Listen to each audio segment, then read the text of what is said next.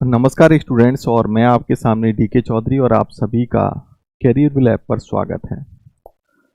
तो देखिए, आज से हमारा जो टॉपिक है वो स्टार्ट होता है, और ये जो क्लास है वो गवर्नेंस और सोशल जस्टिस की क्लास है, यानी कि शासन और सामाजिक न्याय की क्लास है। ठीक है, अब यहाँ पर देख लेते हैं कि हम क्या पढ़ाने वाले हैं और क्या पढ़ाएंगे। पहली बात तो टॉपिक का नाम लिखिए आप।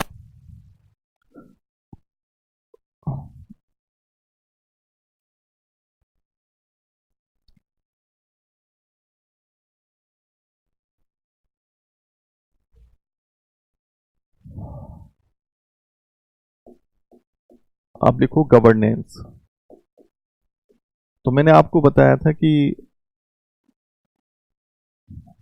जो गवर्नेंस वाला पोर्शन है वो सबसे पहले मैं बताऊंगा, और सोशल जस्टिस जो है वो हम इसके बाद में करेंगे। हालांकि पॉलिटी एंड कॉन्स्टिट्यूशन से तो कम पार्ट है इसका, यानी कि कम सिलेबस है, लेकिन फिर भी आप ये मत समझना कि सिलेबस कम ही है इसका। इसका भी काफ़ी बड़ा सिलेबस है। अब जैसे मैंने आपको सिलेबस के रिगार्डिंग कल डिस्कशन किया कि सबसे पहले हम संस्थाओं को लेकर चलेंगे, क्योंकि संस्थाओं से संबंधित यहाँ शासन में काफ़ी क्वेश्चन आते हैं। जैसे मैंने कहा कि लगभग आप ये मान के चलो कि 50 से 70 नंबर का गवर्नेंस आता है मेंस में। तो उनमें से आप ये मान के चलिए कि लगभग 30 से 35 नंबर के क्वेश्चन तो संस्थाओं से ही आ जाते हैं, यानी कि ऑर्गेनाइजेशन से ही आते हैं। यानी कि संस्थाओं का जो टॉपिक है गवर्नेंस के अंदर 50% रोल इसी का ही होता है। ठीक है, लगभग 30 या 35 नंबर का संस्थाओं से हमेशा क्वेश्चन आते हैं। जैसे 2021 में हम देखें तो 2021 में आपने देखे होंगे कि 2 क्वेश्चन आए थे, 2 नहीं शायद 3 क्वेश्चन आए हैं। एक तो आपका नीति, एक तो क्वेश्चन सीबीआई का आया था, और एक क्वेश्चन आपका सीबीआई के अलावा जो आया, और इसके अलावा एक सीबीआई का था और एक शायद सीबीसी का क्वेश्चन था, तीसरा क्वेश्चन मैं भूल रहा हूँ। लेकिन हाँ, एक नेशनल ह्यूमन राइट कमीशन का भी क्वेश्चन था। तो ये सीबीआई अपने आप में एक संस्था ही तो है, नेशनल ह्यूमन राइट कमीशन राष्ट्रीय मानवाधिकार एक संस्था ही तो है। तो मेरा कहने का या बताने का मतलब है कि ये जो मैं पहला टॉपिक इसका करवा रहा हूँ ये शासन के लिए बहुत इंपॉर्टेंट टॉपिक है। शासन गवर्नेंस की बात करें तो हमारा सबसे पहला टॉपिक जो है वो कौन सा है, वो है औपचारिक संस्थाएं। औपचारिक संस्थाएं, आप बना लीजिए नोट्स। औपचारिक संस्थाएं यानी कि इनको हम फॉर्मल ऑर्गेनाइजेशन कहते हैं। फॉर्मल, इनको हम क्या कहते हैं, फॉर्मल ऑर्गेनाइजेशन कहते हैं, औपचारिक संस्थाएं कहते हैं। अब मैंने कल आपको बताया कि औपचारिक संस्थाओं में हम क्या क्या पढ़ाने वाले हैं। मैंने आपको बताया कि इसमें हम संवैधानिक संस्थाएं पढ़ाएंगे।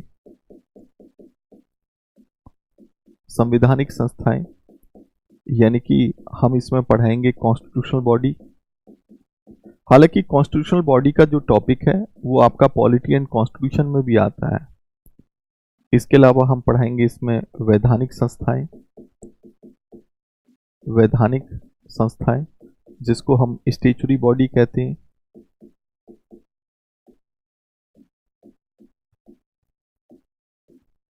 फिर आपका है इसमें, अगर हम देखें तो कार्यकारी संस्थाएं हैं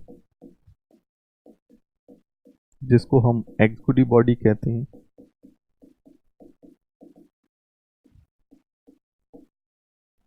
इसके अलावा अगर हम देखें तो इसमें नियामक संस्थाएं हैं जिसको हम रेगुलेटरी बॉडी कहते हैं।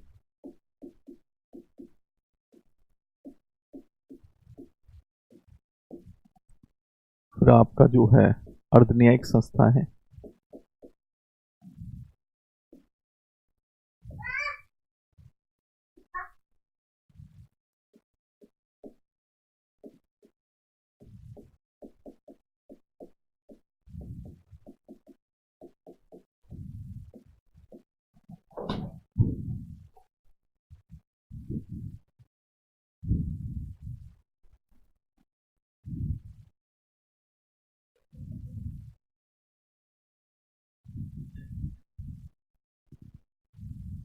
अभी रुक।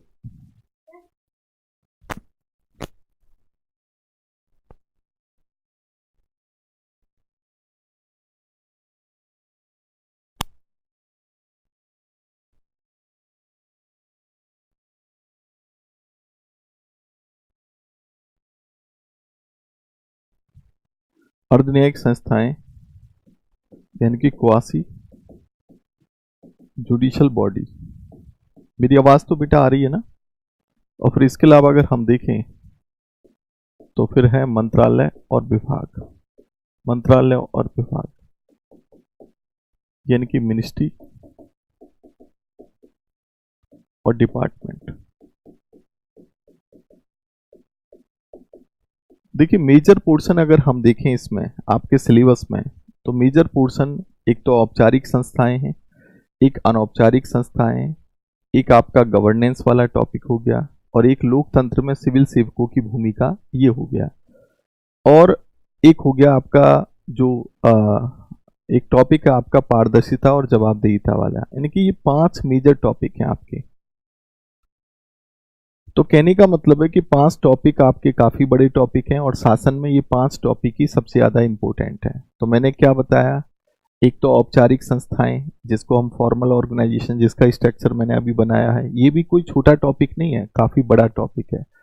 फिर हम अनौपचारिक संस्थाओं के विषय में पढ़ेंगे, इनफॉर्मल ऑर्गेनाइजेशन जैसे प्रेशर ग्रुप्स होते हैं आपके सिटीजन यानी कि प्रेशर ग्रुप्स हो गया, एनजीओज वगैरह हो गया, ठीक है, वॉलेंटी ग्रुप्स वगैरह हो गए, ये तमाम तरह की जो अनौपचारिक संस्थाएं होती हैं, ठीक है।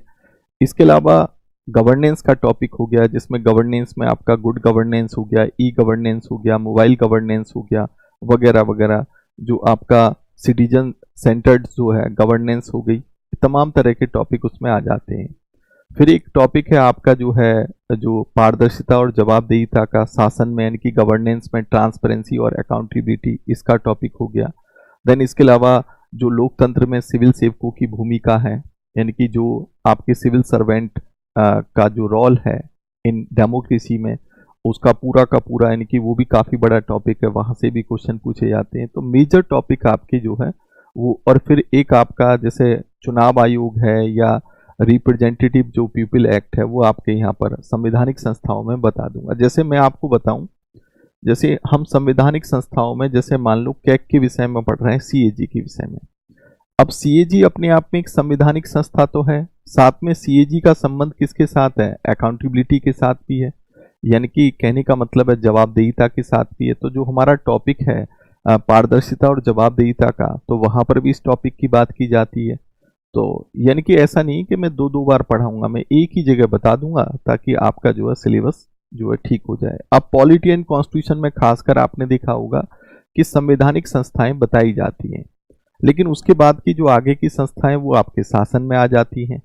तो फिर मैंने सोचा कि भाई क्यों ना इस टॉपिक को हम क्या है शासन में ही पूरा करवा दें, क्योंकि जो संस्थाओं का टॉपिक है वो काफ़ी बड़ा टॉपिक है, ठीक है। तो ये आपने लिख लिया कि जो फॉर्मल ऑर्गेनाइजेशन होती है, जैसे उसमें संवैधानिक संस्थाएं होती हैं। अब बात ये आती है कि भाई ये क्या चीज़ें होती हैं। तो हमने देखा कि सेक्शन कितने हैं इसमें, 1 2 3 4 5, यानी कि इसमें 6 टॉपिक हैं, यानी कि 6 सेक्शन है। यानी कि पहला सेक्शन तो ये हो गया, ये भी काफ़ी बड़ा टॉपिक है, ये भी सेक्शन काफ़ी बड़ा हो गया, ये भी सेक्शन काफ़ी बड़ा टॉपिक हो गया, ये भी, और फिर ये, और फिर उसके बाद ये, ठीक है।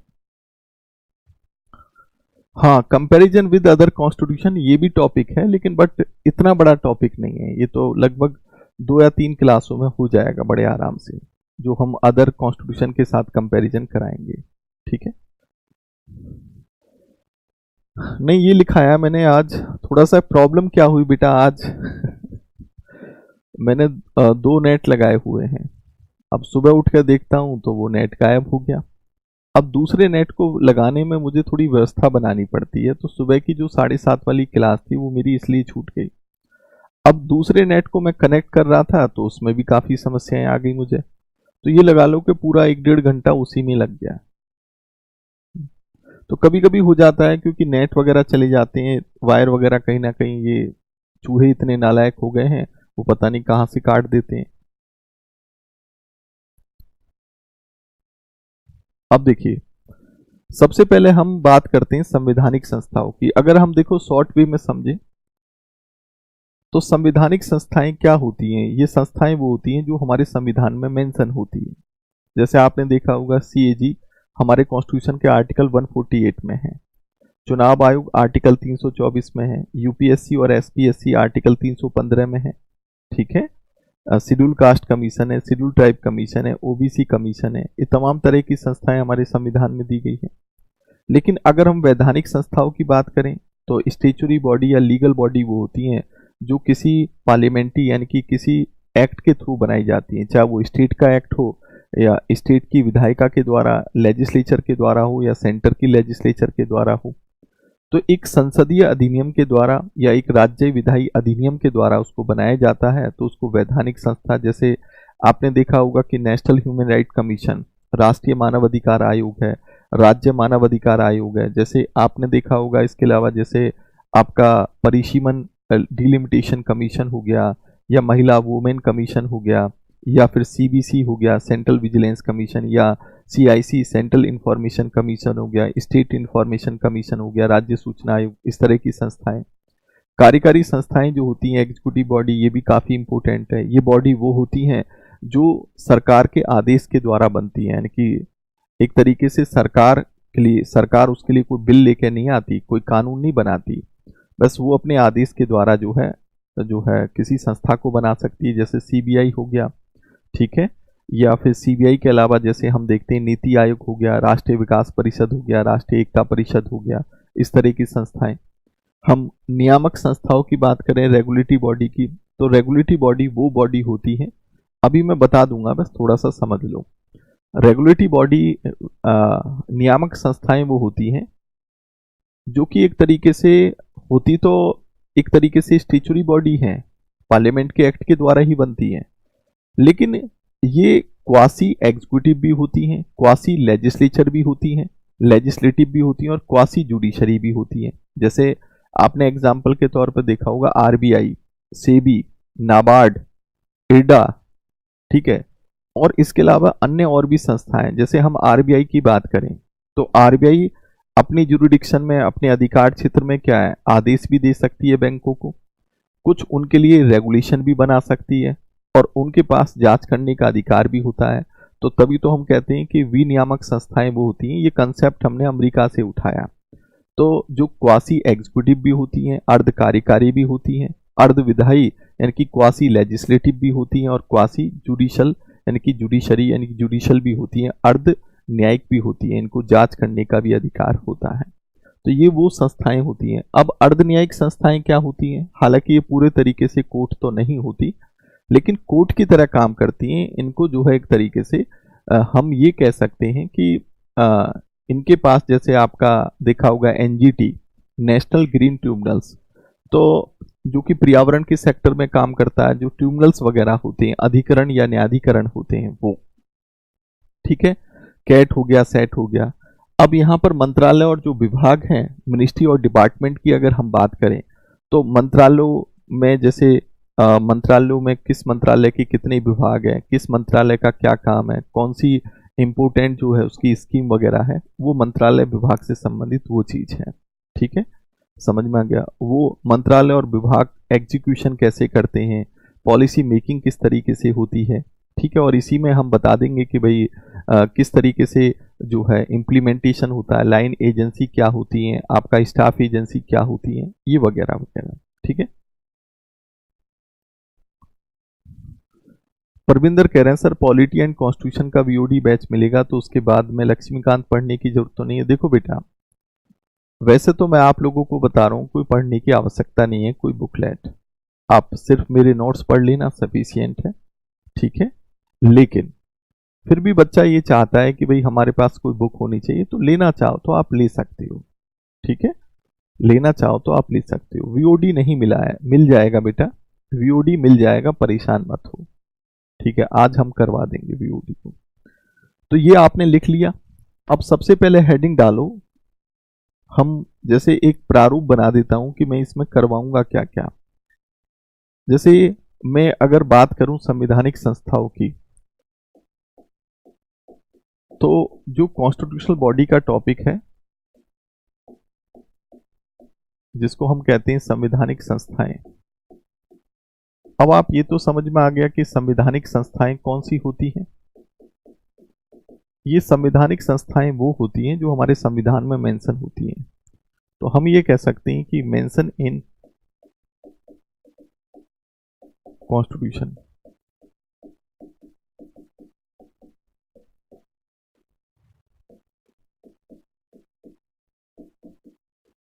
संविधान में लिखित होती है। ठीक है। अब जैसे हम किस तरह की संस्थाओं की यहां पर बात करेंगे, हम बात करेंगे सीएजी की, जिसको हम कॉम्प्ट्रोलर एंड ऑडिटर जनरल कहते हैं, एंड ऑडिटर जनरल। वैसे ये टॉपिक जो आपका संवैधानिक संस्थाओं का पॉलिटी एंड कॉन्स्टिट्यूशन में भी आता है, लेकिन बट फिर उसके बाद वैधानिक और आगे की संस्थाएं आपके गवर्नेंस में आ जाती हैं। तो फिर मैंने सोचा कि क्यों ना इसको यहीं करवाया जाए, क्योंकि कुछ संस्थाओं का जो यूज है वो गवर्नेंस में भी है, जैसे सीबीसी है, जैसे लोकपाल है। जब हम एक टॉपिक पढ़ते हैं पारदर्शिता और जवाबदेहिता का, जो आपके शासन में टॉपिक है, जिसको हम ट्रांसपेरेंसी एंड अकाउंटेबिलिटी कहते हैं, तो वहाँ सीएजी का भी रोल है, वहाँ सीबीसी का भी रोल है, वहाँ लोकपाल का भी रोल है। ठीक है। तो वहाँ इस तरह की संस्थाओं के रोल है। आपका सूचना का अधिकार अधिनियम है, उसका भी रोल है, यानी कि सीआईसी का भी रोल है। तो फिर क्यों ना सारी संस्थाओं को एक साथ इकट्ठा करके पढ़ाया जाए। अब कॉम्प्ट्रोलर एंड ऑडिटर जनरल हो गया, जिसको नियंत्रक व महालेखा परीक्षक कहते हैं। नियंत्रक वह महालेखा परीक्षक कहते हैं। ठीक है। जैसे आपका इसके अलावा चुनाव आयोग है,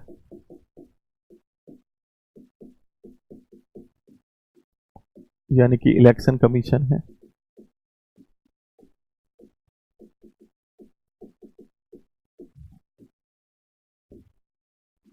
जैसे यूपीएससी है, एसपीएससी है, संघ लोक सेवा आयोग है, राज्य लोक सेवा आयोग है। या इसके अलावा अगर हम देखें तो इंटर स्टेट काउंसिल है,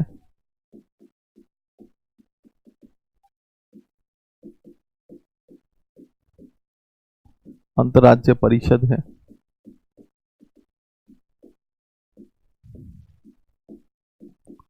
आपका शेड्यूल कास्ट कमीशन हो गया, आपका शेड्यूल ट्राइब कमीशन हो गया,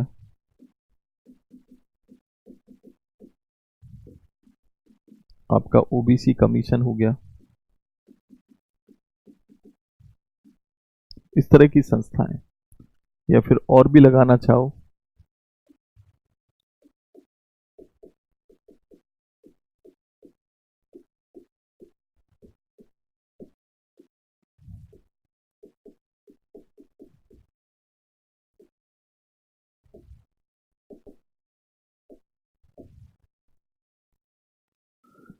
यानी कि लिंग्विस्टिक माइनॉरिटी कमीशन,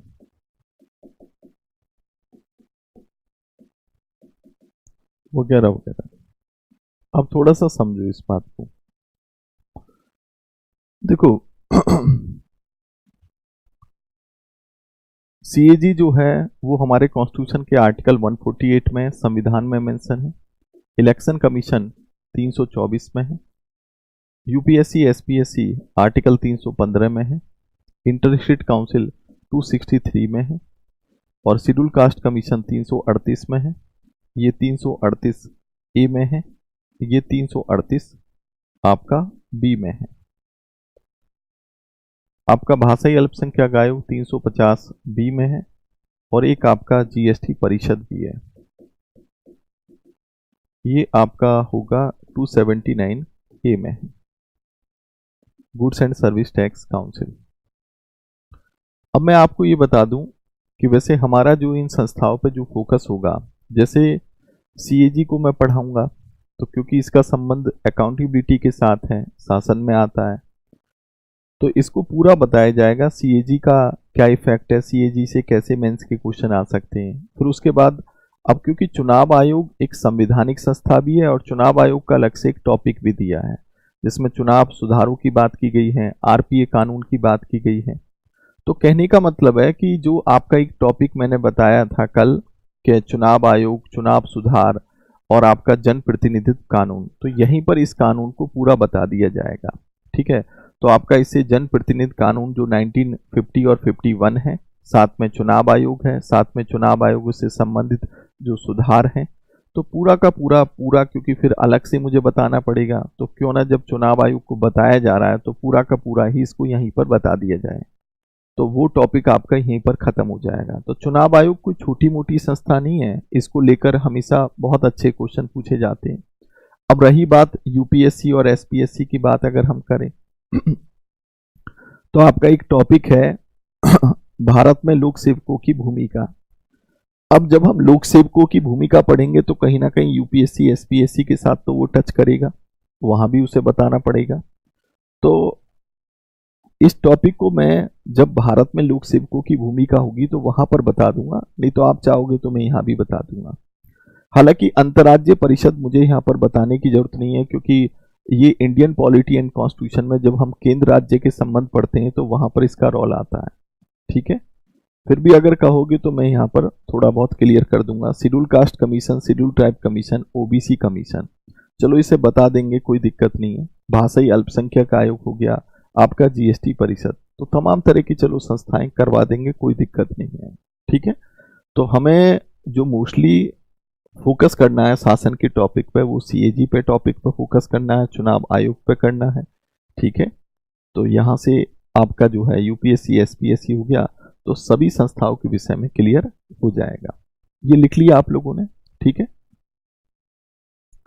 मूल संविधान में लिखा है बेटा, मूल संविधान में नहीं, यानी कि जैसे आप एक बात समझो, मैं अगर आपसे कहूं राज्य चुनाव आयोग,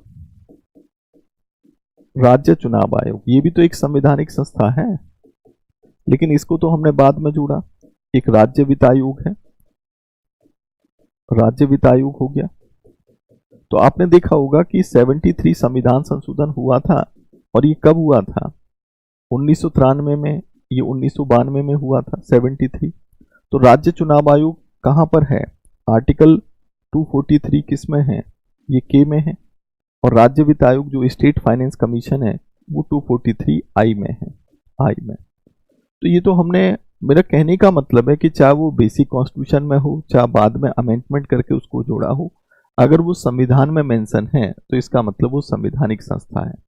जैसे चलो यहाँ पर हम एक वित्त आयोग भी बॉडी आती है, वित्त आयोग, जिसको हम क्या कहते हैं, ये आर्टिकल 280 में फाइनेंस कमीशन कहते हैं, तो वो भी संस्था है। तो यानी कि कहने का मतलब है कि तमाम तरह की जो संस्थाएं होती हैं उन पर हम थोड़ा विचार कर लेंगे और इसको यहाँ पर हम करवा देंगे। ठीक है, तो परेशान मत होना इसको लेकर। तो ये मैंने कुछ संवैधानिक संस्थाओं के विषय में बताया। तो हम जो है आज संवैधानिक संस्थाओं में कैग रिपोर्ट को, यानी कि कैग को स्टार्ट करेंगे, क्योंकि कैग अपने आप में काफी इंपोर्टेंट टॉपिक है। ठीक है, राइट। अब हाँ जी, तो ये आपने देख लिया फाइनेंस कमीशन है, इसको हम क्या कहेंगे? फाइनेंस कमीशन कहेंगे, इसको हम फाइनेंस कमीशन कहेंगे। ओके, तो ये लिख लो बेटा, जो मैं बता रहा हूं इन्हें तो लिखो। ये आपका स्टेट इलेक्शन कमीशन हो गया, ये स्टेट फाइनेंस कमीशन हो गया। उसके बाद अगर हम जैसे हम वैधानिक संस्थाओं की बात करते हैं, तो वैधानिक संस्थाओं में क्या क्या आता है, जिसको हम स्टैच्यूटरी बॉडी कहते हैं। तो स्टैच्यूटरी बॉडी की अगर हम बात करें बेटा, तो इसको हम लीगल बॉडी भी कह देते हैं। इसको हम क्या कह देते हैं? लीगल बॉडी भी कह देते हैं। अब ये बॉडी कौन सी होती है? ये किसके द्वारा बनाई जाती है? तो ये जो सेटअप होती है वो सेटअप बाय पार्लियामेंट होती है या स्टेट लेजिस्लेचर होती है। तो ऐसी संस्थाएं जो संसद के द्वारा या राज्य विधायिका के द्वारा बनाई जाती हैं, उनको हम यानी कि किसी एक्ट के द्वारा बनाई जाती हैं, किसी अधिनियम के द्वारा, तो उनको हम स्टैच्यूटरी बॉडी कहते हैं। अब जैसे आपने देखा होगा कि मैं अगर बात करूं, जैसे एनएचआरसी है, एनएचआरसी को हम क्या कहते हैं, नेशनल ह्यूमन राइट कमीशन, या एसएचआरसी है, स्टेट ह्यूमन राइट कमीशन है, ये वैधानिक संस्था है। आपने देखा होगा कि 1993 में जब इनका एक्ट आया था तो तब इनको बनाया गया था। तो इसको क्या लिखेंगे, राष्ट्रीय मानव अधिकार आयोग, और इसको क्या लिखेंगे, राज्य मानव अधिकार आयोग।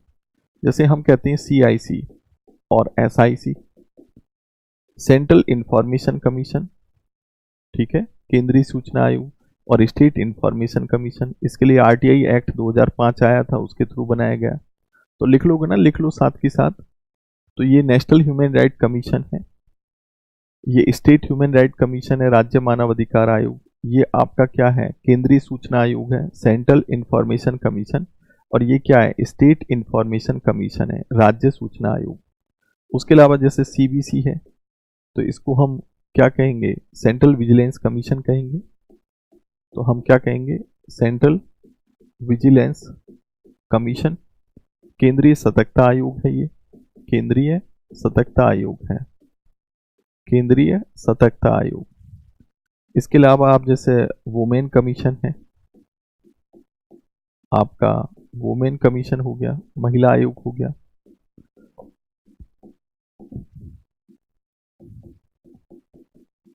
ठीक है,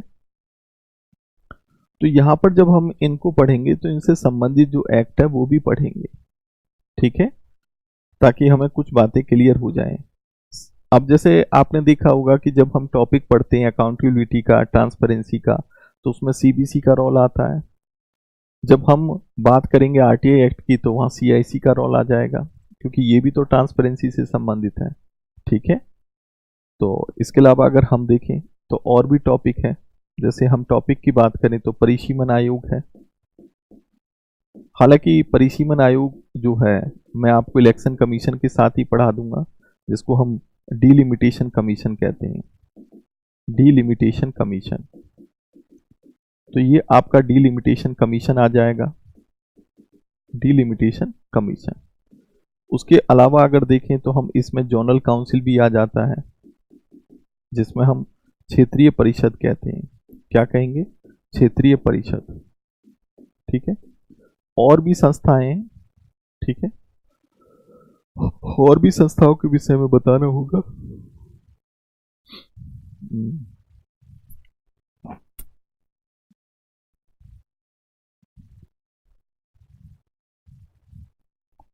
जैसे कंज्यूमर कमीशन, चलो खैर,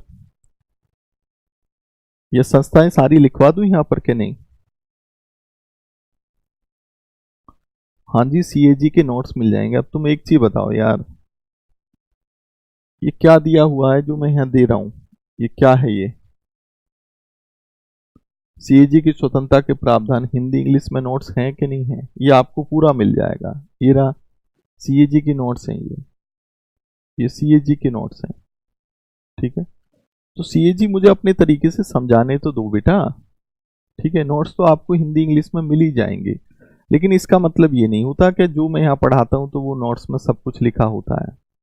मेरा जो पढ़ाने का तरीका है, मैं थोड़ा शॉर्ट वे में पढ़ाता हूँ ताकि चीज़ें आपको जल्दी से समझ में आ जाए, ठीक है।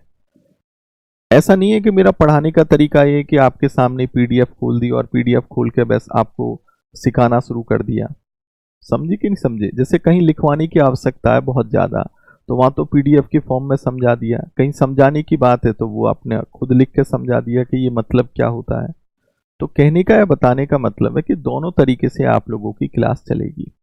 जहाँ समझाने की आवश्यकता है वहाँ समझाया जाएगा, लेकिन अगर आप ये सोच के चलो कि नोट्स में सब कुछ मिल जाता है तो नोट्स में सब कुछ नहीं मिलेगा, तो फिर क्लास का ही क्या मतलब रह गया?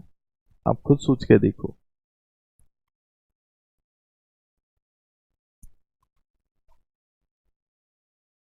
तो जो मैं अभी लिखवा रहा हूँ ये मेरे नोट्स में नहीं है। आप ये सोच रहे हो कि ये सर कोई नोट्स में है, लेकिन हाँ, नोट्स आपको जो हिंदी इंग्लिश में यहाँ पर मिल जाएंगे। और बहुत सी चीज़ें मैं जो अपडेटेड चीज़ें होती हैं वो खुद ही लिखवाता हूँ, खुद बताता हूँ। फिर कैसे क्वेश्चन आते हैं ये सारी कुछ चीज़ें बताता हूँ फिर इसमें। ठीक है, ब्रिटेन और भारत में सीएजी की तुलना क्या है, वगैरह वगैरह बहुत सी चीजें होती है।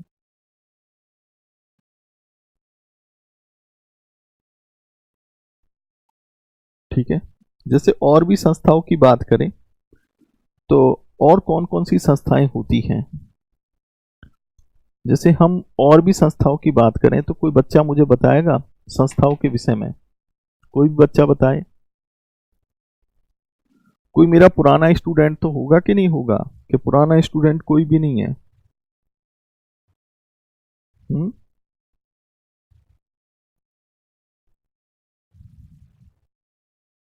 पुराना स्टूडेंट कोई भी नहीं है, मुझे तो ऐसा लगता है।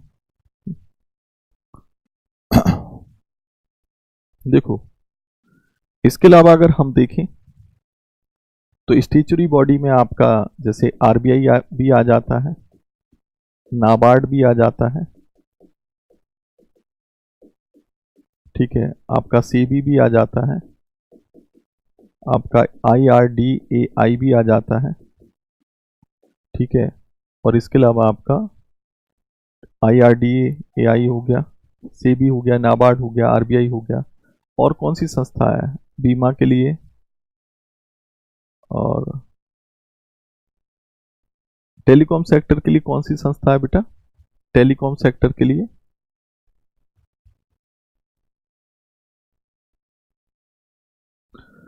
सर, घटना चक्र के एमसीक्यू सॉल्व नहीं हो रहे हैं, क्या करें, कॉन्फिडेंस नहीं आ रहा। तो बेटा किशन ये बताओ कि तुमने मेरा पॉलिटी का प्रीलिम्स वाला बैच पढ़ा है, ईमानदारी के साथ बताना।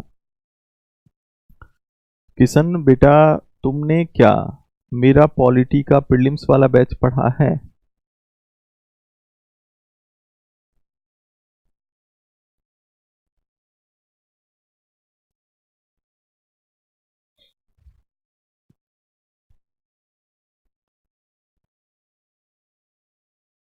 कैट सेट नहीं, कैट सेट नहीं आएंगे, प्रीलिम्स वाला बैच अगर पढ़ा है तो अच्छा ये बताओ कि जिन्होंने मेरा प्रीलिम्स का बैच पढ़ा है तो उन्हें क्या एमसीक्यू निकालने में दिक्कत आती है क्या? मैं तो फुल कॉन्फिडेंस के साथ कह रहा हूं कि मेरे से जो एक बच्चा प्रीलिम्स एक बार पढ़ लिया प्रीलिम्स का बैच, तो उसे तो दिक्कत नहीं आनी चाहिए। या तो बेटा तुम्हारे अंदर कहीं ना कहीं तुमने रिवीजन की कमी करी है। हुँ?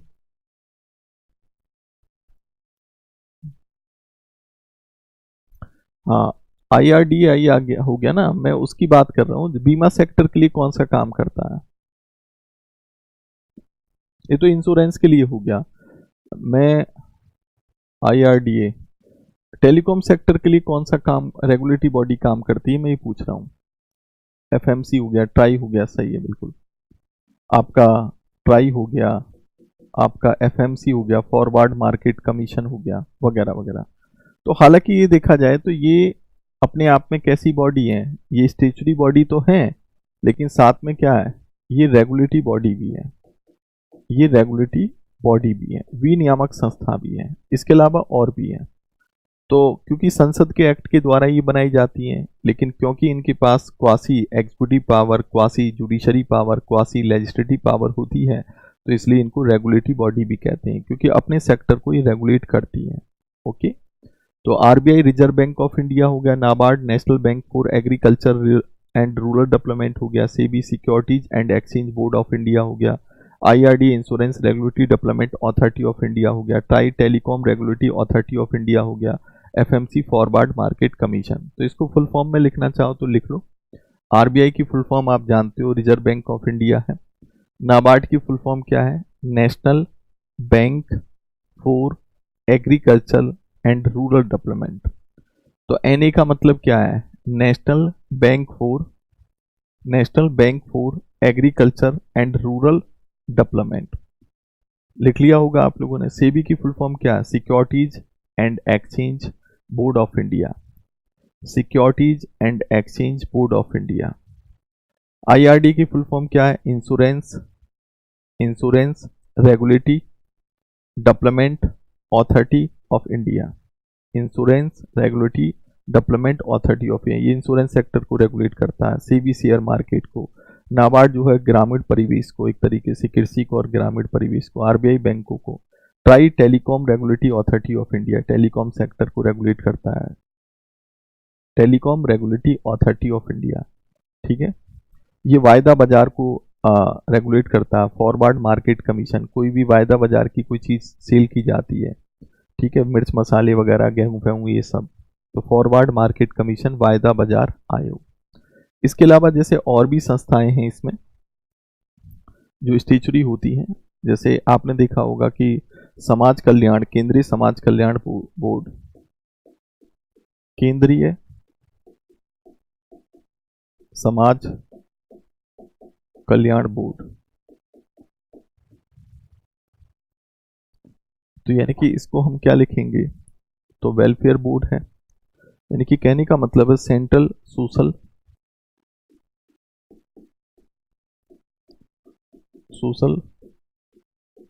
वेलफेयर बोर्ड है।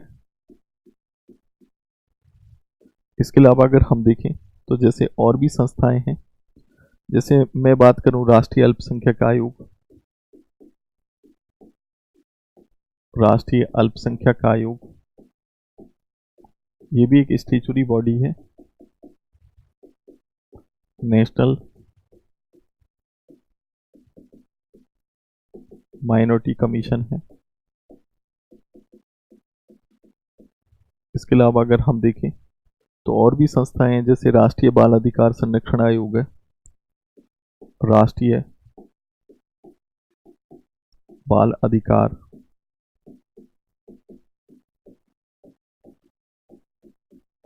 संरक्षण आयोग। तो इसमें बात करें तो इसको हम क्या लिखेंगे, नेशनल चाइल्ड राइट, यानी कि national commission for protection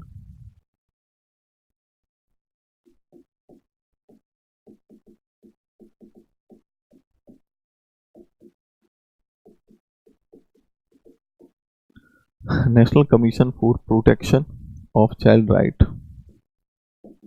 of child right. तो ये राष्ट्रीय बाल अधिकार संरक्षण आयोग बच्चों के लिए काम करता है। किसके लिए काम करेगा, बच्चों के लिए। इसके अलावा आपका एनआईए जैसी बॉडी होगी, आपका एनआईए हो गया, national investigation agency, national investigation agency.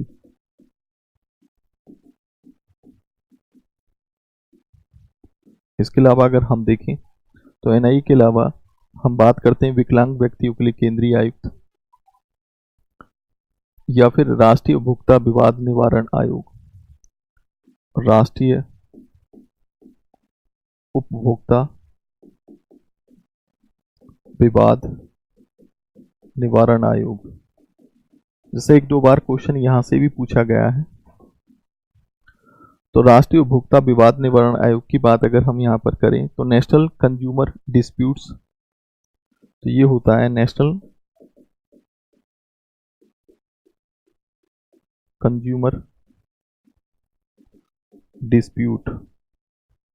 आगे लिखेंगे इसके हम रेडरेसल कमीशन।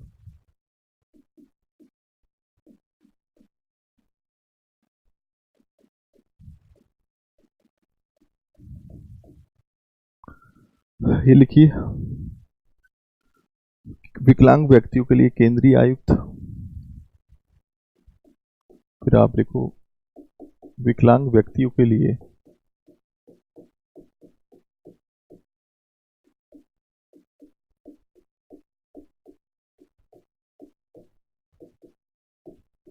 केंद्रीय आयुक्त। इसको हम क्या पढ़ेंगे, सेंट्रल कमीशन या central commissioner for disabled persons, लिख लोगे। परविंदर कह रहे हैं सर आंसर राइटिंग के आंसर पंजाबी में भी चेक हो सकते हैं क्या? तो बेटा उसके लिए तो फिर मुझे पंजाबी सीखनी पड़ेगी, ठीक है। वैसे पंजाबी बहुत प्यारी भाषा है, ठीक है, लेकिन बेटा सॉरी चाहता हूँ, पंजाबी में जो है आपकी कॉपी चेक नहीं हो सकती, ठीक है। अब कहने लगो सर मराठी में चेक हो जाएंगी, ठीक है, तेलुगु में चेक हो जाएंगी, तमिल में, तो फिर तो भैया बहुत लड़कों का जो है एक तरीके से जो काफ़ी लड़के हायर करने पड़ जाएंगे अलग अलग भाषा में चेक करवाने के लिए। तो इसको हम क्या कहेंगे, central commission commissioner of disabled person. तो हालांकि ये जो संस्था है ये तो हम सामाजिक न्याय में पढ़ेंगे, क्योंकि सामाजिक न्याय में विकलांग व्यक्तियों की बात आती है ना। तो जब हम सामाजिक न्याय का टॉपिक पढ़ेंगे तो सामाजिक न्याय में हम बच्चों की भी बात करेंगे, हम विकलांगों की भी बात करेंगे, हम महिलाओं की बात करेंगे, हम शिक्षा की बात करेंगे, वहाँ पर हम गरीबी की बात करेंगे। तो वहाँ पर ये टॉपिक अच्छे से और विस्तार पूर्वक पढ़ाए जाएंगे। तो जैसे बच्चों के लिए आपने देखा होगा कि राष्ट्रीय बाल अधिकार संरक्षण आयोग है, क्योंकि इस सामाजिक न्याय का टॉपिक है तो national commission for protection of child rights वहाँ बहुत अच्छे से पढ़ाया जाएगा। जैसे आप विकलांग व्यक्तियों के लिए केंद्रीय आयुक्त है, central commissioner of disabled person, ये वहाँ पर पढ़ाया जाएगा। केंद्रीय समाज कल्याण बोर्ड है, क्योंकि ये डेवलपमेंट से संबंधित है तो वहाँ पर पढ़ाया जाएगा, ये भी वहीं पर पढ़ाया जाएगा। इसके अलावा जैसे विकलांग व्यक्तियों का केंद्रीय के लिए केंद्रीय आयुक्त है। तो यानी कि कहने का मतलब है कि यहाँ तो मैं इसलिए बता रहा हूँ ताकि आपको एक फ्रेमवर्क दिमाग में आ सके कि ये बॉडी किस टाइप की होती है। तो संसद के एक्ट या अधिनियम के द्वारा इनको बनाया गया है, इसलिए इनको स्टैच्यूटरी बॉडी कहते हैं। ठीक है, लेकिन जब सामाजिक न्याय का टॉपिक हम पढ़ाएंगे तो वहां पर विस्तार पूर्वक इनको पढ़ाएंगे, क्योंकि वहां पर ये खुद ही एक टॉपिक है अपने आप में, जो कि सोशल जस्टिस का टॉपिक है। ओके, तो मैंने तमाम तरह की मैंने वो संस्थाएं बताई जिन पर हम डिस्कशन करने वाले हैं। ठीक है, तो आई थिंक मुझे लगता है कि एक आध जैसे एक है और भी, जैसे इम्पोर्टेंट तो आप रह ही गया, जैसे आपका लोकपाल है, जैसे आपका लोकायुक्त है। तो ये भी तो अपने आप में कैसी संस्था है जो करप्शन के लिए काम करती है। लोकपाल हो गया, लोकायुक्त हो गया, तो राज्यों में लोकायुक्त जैसी संस्था होती है और लोकपाल जो है होती है सेंटर में होती है। अब इसका भी संबंध कहीं ना कहीं ट्रांसपेरेंसी के साथ, क्योंकि भ्रष्टाचार से संबंधित ये संस्था होती है, भ्रष्टाचार को रोकने के लिए काम करती है। तो ये इसका जो यूज है वो शासन में होता है, गवर्नेंस में। तो गवर्नेंस में इसको हम पढ़ेंगे लोकपाल और लोकायुक्त जैसी संस्थाओं को। तो ये वैसे कैसी बॉडी है, स्टैच्यूटरी बॉडी है। ओके, लिख लिया। अब उसके बाद हम बात करेंगे यहाँ पर, तो ये संस्थाएं तो आपने लिख ली। ठीक है,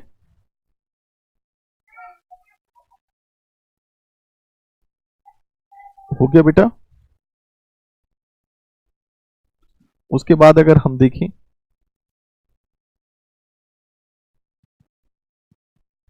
तो हमारी जो कार्यकारी संस्थाएं होती हैं, कार्यकारी संस्थाएं, जैसे हम कार्यकारी संस्थाओं की बात करेंगे, जो कार्यकारी संस्थाएं होती हैं जिसको हम एग्जीक्यूटिव बॉडी कहते हैं। तो एग्जीक्यूटिव बॉडी में हम क्या पढ़ाने वाले हैं, हालांकि ये जो होती हैं ये सेटअप बाय किसके द्वारा होती है, सेटअप बाय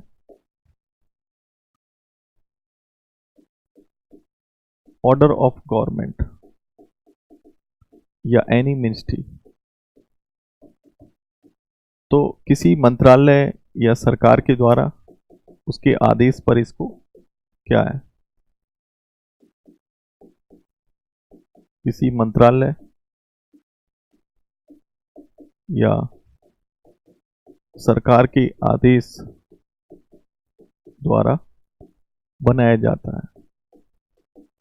भाई सरकार का अपना एक अधिकार क्षेत्र होता है, तो ऐसी संस्थाएं जो सरकार के द्वारा सरकार के आदेश पर बनाई जाती हैं उनको हम एग्जीक्यूटिव बॉडी कहते हैं। जैसे आपने देखा होगा कि मैं बात करता हूं नीति आयोग की, इसकी नीति आयोग।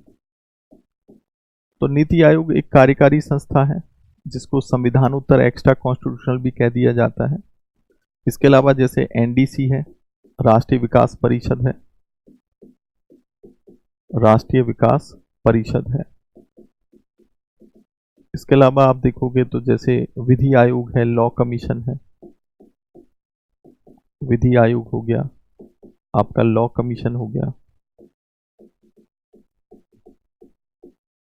हम बात करते हैं जैसे कि सीबीआई की। तो कुल मिलाकर वैसे हम पढ़ेंगे। फिर एक आपका नेशनल ये आपका जाता है इंटीग्रिटी काउंसिल,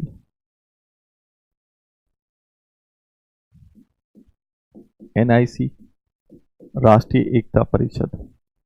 हालांकि संस्थाएं तो और भी होती हैं, नेशनल इंटीग्रिटी काउंसिल कहते हैं इसको, लेकिन हमारा जो डिस्कशन होगा वो नीति आयोग पे होगा। फिर योजना आयोग के साथ एक कंपैरिजन करेंगे क्या डिफरेंसेस हैं, क्योंकि नीति आयोग की भी शासन में काफ़ी बड़ी भूमिका होती है। फिर क्योंकि राष्ट्रीय विकास परिषद इसके साथ जुड़ा हुआ है, उसकी क्या भूमिका है। विधि आयोग, लॉ कमीशन, जैसे आपने देखा होगा कि लॉ कमीशन बार बार कहता रहा है कि जैसे कोई लॉ बनता है तो उसका जो कंसोलिडेशन इसी के द्वारा होता है। मतलब ये इसका काम क्या होता है, सरकार को लॉ के मामले पर जो एक तरीके से परामर्श देना। जैसे लड़कियों की एज शादी की जो है कितनी होनी चाहिए, तो इसने कई बार कहा है कि भाई इसको 21 वर्ष कर देना चाहिए, जो सरकार ने, कैबिनेट ने अभी हाल में डिसीजन लिया था। सीबीआई का रोल आपने देखा होगा भ्रष्टाचार के लिए होता है, सबसे बड़ी जो इन्वेस्टिगेशन एजेंसी होती है। फिर राष्ट्रीय एकता परिषद, तो ये तमाम तरह की संस्थाओं के विषय में यहाँ पर पढ़ने वाले हैं, क्योंकि कहीं ना कहीं इनका रोल गवर्नेंस के साथ ही होता है। तो कुल मिलाकर हमने देखा कि जो एग्जीक्यूटिव बॉडी है वो बॉडी होती है जो किसी मंत्रालय के द्वारा या सरकार के द्वारा उसके आदेश पर बनाई जाती है। तो अभी मैंने कहा कि संवैधानिक संस्थाएं तो वो हैं जो हमारे संविधान में मेंशन होती हैं, चाहे वो बेसिक कॉन्स्टिट्यूशन में हो या बाद में अमेंडमेंट करके उनको जोड़ा गया हो। आपकी स्टेचुरी बॉडी या लीगल बॉडी वो होती हैं जो संसद के किसी एक्ट या अधिनियम के द्वारा या राज्य के किसी एक्ट के द्वारा बनाई जाती हैं, और ये सरकार के आदेश के द्वारा बनती हैं या मंत्रालय के आदेश के द्वारा, तो वो एग्जीक्यूटिव बॉडी होगी। फिर उसके बाद आपने देखा कि मैंने बताया रेगुलेटरी बॉडी। तो जैसे हम रेगुलेटरी बॉडी की बात करें तो इसको भी हम थोड़ा विस्तार से बताएंगे, क्योंकि आजकल यहाँ से भी क्वेश्चन आने लगे हैं रेगुलेटरी बॉडी से। विनियामक संस्थाएं, अब इसको विनियामक क्यों कहा जाता है, रेगुलेटरी बॉडी क्यों कहा जाता है, क्योंकि ये किसी ना किसी सेक्टर को रेगुलेट करती है। जैसे अब बात आती है कि ये इसका काम क्या होता है रेगुलेशन का। हालांकि ये जो संस्थाएं होती हैं वो क्वासी क्या होती हैं, जुडिशल होती है। ये क्वासी एक तरीके से एग्जीक्यूटिव होती है, और ये क्वासी लेजिस्लेटिव होती है। लेजिस्लेटिव होती है, और आप ये तो जानते हो कि ये स्टेचुरी बॉडी तो है ही, ये स्टेचुरी बॉडी तो है, वैधानिक संस्थाएं तो हैं।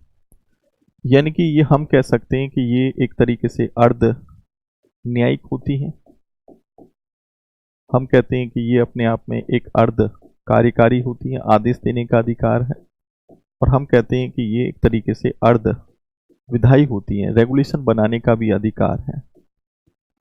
और ये कैसी संस्था है, ये वैधानिक तो है ही, वैधानिक संस्थाएं, क्योंकि ये सेटअप बाय क्या होती हैं, पार्लियामेंट या स्टेट लेजिस्लेचर होती है, या स्टेट लेजिस्लेचर होती है। जैसे एग्जाम्पल के तौर पे हम जो पढ़ेंगे यहाँ पर, हम आरबीआई के विषय में पढ़ेंगे, हम नाबार्ड के विषय में पढ़ेंगे जो अभी आपने लिखा, तो हम सेबी के विषय में पढ़ेंगे, फॉरवर्ड मार्केट कमीशन के विषय में पढ़ेंगे, ट्राई के विषय में पढ़ेंगे, और यहाँ पर IRDAI के विषय में पढ़ेंगे। ओके, क्योंकि अभी आपने देखा होगा कि IAS में भी एक दो बार यहाँ से क्वेश्चन पूछा गया है, ठीक है। तो हमें ज़्यादा कुछ नहीं, इनके विषय में थोड़ा थोड़ा पता होना चाहिए कि इनका काम क्या होता है, इनके नेगेटिव पॉइंट क्या होते हैं। तो ये थोड़ी थोड़ी बातें अगर आपको पता है तो बड़े आराम से आप इनके आंसर लिख सकते हैं। अब होता क्या है कि अब आपके दिमाग में आ रहा होगा कि सर आपने यहीं से क्यों स्टार्ट किया। तो बेटा स्टार्ट मैंने यहाँ से इसलिए किया कि इस टॉपिक से सबसे ज़्यादा क्वेश्चन पूछा जाता है, लेकिन कोई भी टीचर इस टॉपिक को सही ढंग से नहीं बताता। आप दिल्ली मुखर्जी नगर में आप किसी की भी ऑफलाइन क्लास देख लेना, वो संस्थाओं पे फोकस करता ही नहीं है। ये मेरा 15 साल का अनुभव है, मैंने खुद देखा है इस चीज को कि कोई टीचर जो है संस्थाओं पे फोकस करता ही नहीं है। जबकि मैं खुद आपको बता रहा हूं, आप खुद देखिए पेपर को उठा के, गवर्नेंस में लगभग 30 से 35 नंबर की संस्थाएं तो आती हैं। भाई आपसे सीबीआई के विषय में क्वेश्चन पूछेगा, आपसे ह्यूमन राइट के विषय में क्वेश्चन पूछेगा, आपसे केंद्रीय सूचना आयोग के विषय में क्वेश्चन पूछेगा, वो आपसे कैग के यानी कि तमाम तरह की संस्थाएं, यानी कि लगभग हमेशा हर पेपर में आप देखोगे तो देन लगभग कम से कम 3 क्वेश्चन तो संस्थाओं से आते ही आते हैं। ठीक है, हो सकता है 2 क्वेश्चन 10-10 नंबर के आ जाएं, एक आपका 15 नंबर का आ जाए, हो सकता है 2 15-15 नंबर के आ जाएं, एक 10 नंबर का आ जाए। ठीक है, कमेटी किसके अंतर्गत आती है? कमेटी तो अलग चीज होती है बेटा, कमेटी का रोल फिर अलग है। वो समितियां होती हैं, समितियां तो एक तरीके से एडवाइजरी होती हैं। समितियां इसलिए बनाई जाती हैं कि भाई कोई हो सकता है किसी विषय की जांच करने के लिए बनाई गई हो, या कोई सरकार को लगता है कि इस पर ये कमेटी जो है अपनी रिकमेंडेशन दे कि बताएं हम किस तरीके से आगे कामों को कर सकते हैं, वगैरह वगैरह। तो कहने का मतलब है कि यहाँ बताने के पीछे एक सबसे बड़ा कारण ये कि सबसे बड़ा मेजर पोर्शन शासन के अंदर देखा जाए तो वो यही है। सबसे ज्यादा अगर क्वेश्चन पूछे जाते हैं तो इसी टॉपिक से पूछे जाते हैं। ठीक है, यानी कि 50% क्वेश्चन तो आपके यहीं से आ जाएंगे। उसके बाद अगर हम देखें तो जैसे हम बात करते हैं अभी अर्ध न्यायिक संस्थाओं की, तो जब हम अर्ध न्यायिक संस्थाओं की बात करते हैं तो इनको हम क्या कहते हैं?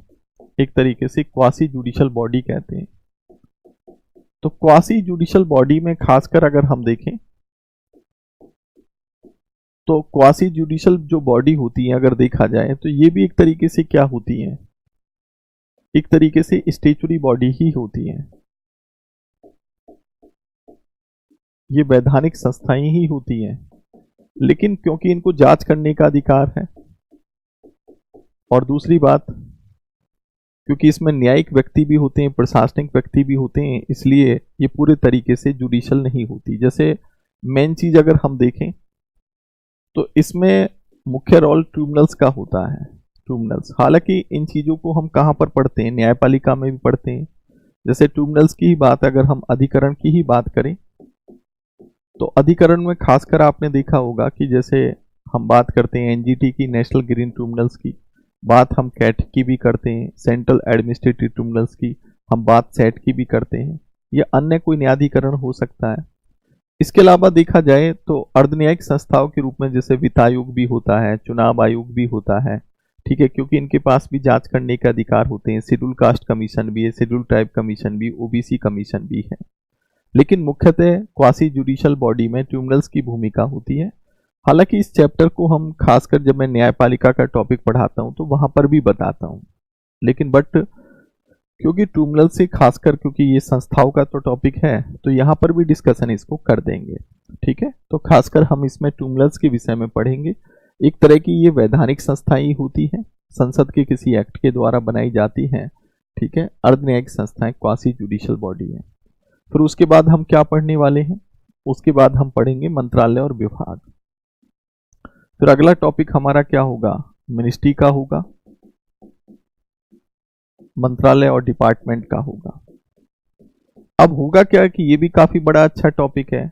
अब किसी मंत्रालय में कितने डिपार्टमेंट हैं, कोई मंत्रालय कैसे काम कर रहा है, किस पे फोकस कर रहा है, उसने कौन सी स्कीम चलाई है या कौन सी पॉलिसी बनाई है, तो ये कहीं ना कहीं शासन से संबंधित है। तो शासन के रिगार्डिंग मंत्रालय और विभागों की जो भूमिका होती है पॉलिसी मेकिंग में या पॉलिसी के इम्प्लीमेंटेशन में, वो तमाम तरह की बातों पे यहाँ पर डिस्कशन किया जाएगा।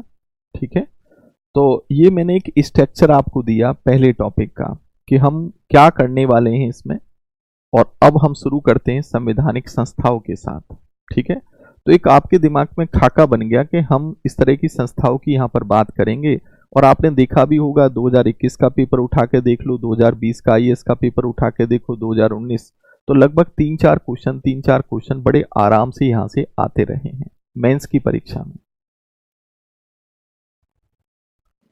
संजय कह रहे हैं कि सर इनके डिसीजन को कोर्ट में उठा सकते हैं? नहीं, बिल्कुल उठा सकते हैं। तो ट्रिब्यूनल्स के मामले आपके हाई कोर्ट में भी जा सकते हैं और सुप्रीम कोर्ट में भी जा सकते हैं। ठीक है, वो उनके एक्ट के अनुसार होता है, एक्ट में क्या लिखा हुआ है वो चीज देखनी होती है। लेकिन बट अमूमन एक सामान्यतः देखा जाए तो जो ट्रिब्यूनल्स के जो डिसीजन होते हैं उन्हें हाई कोर्ट और सुप्रीम कोर्ट में चुनौती दी जा सकती है। समझे कि नहीं समझे? ठीक है, यहां पर बेटा, यहां पर करेक्ट ठीक हो गया। अब जैसे सबसे पहले हम बात करते हैं संवैधानिक संस्थाओं की, तो सबसे पहले लिखो constitutional body.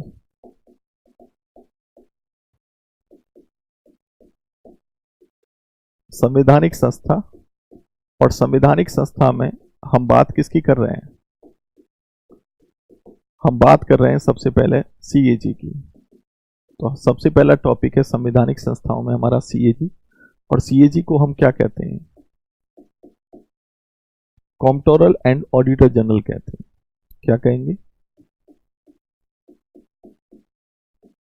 Comptroller and auditor general. Auditor general, तो हिंदी में इसको क्या कहते हैं? नियंत्रक व महालेखा परीक्षक।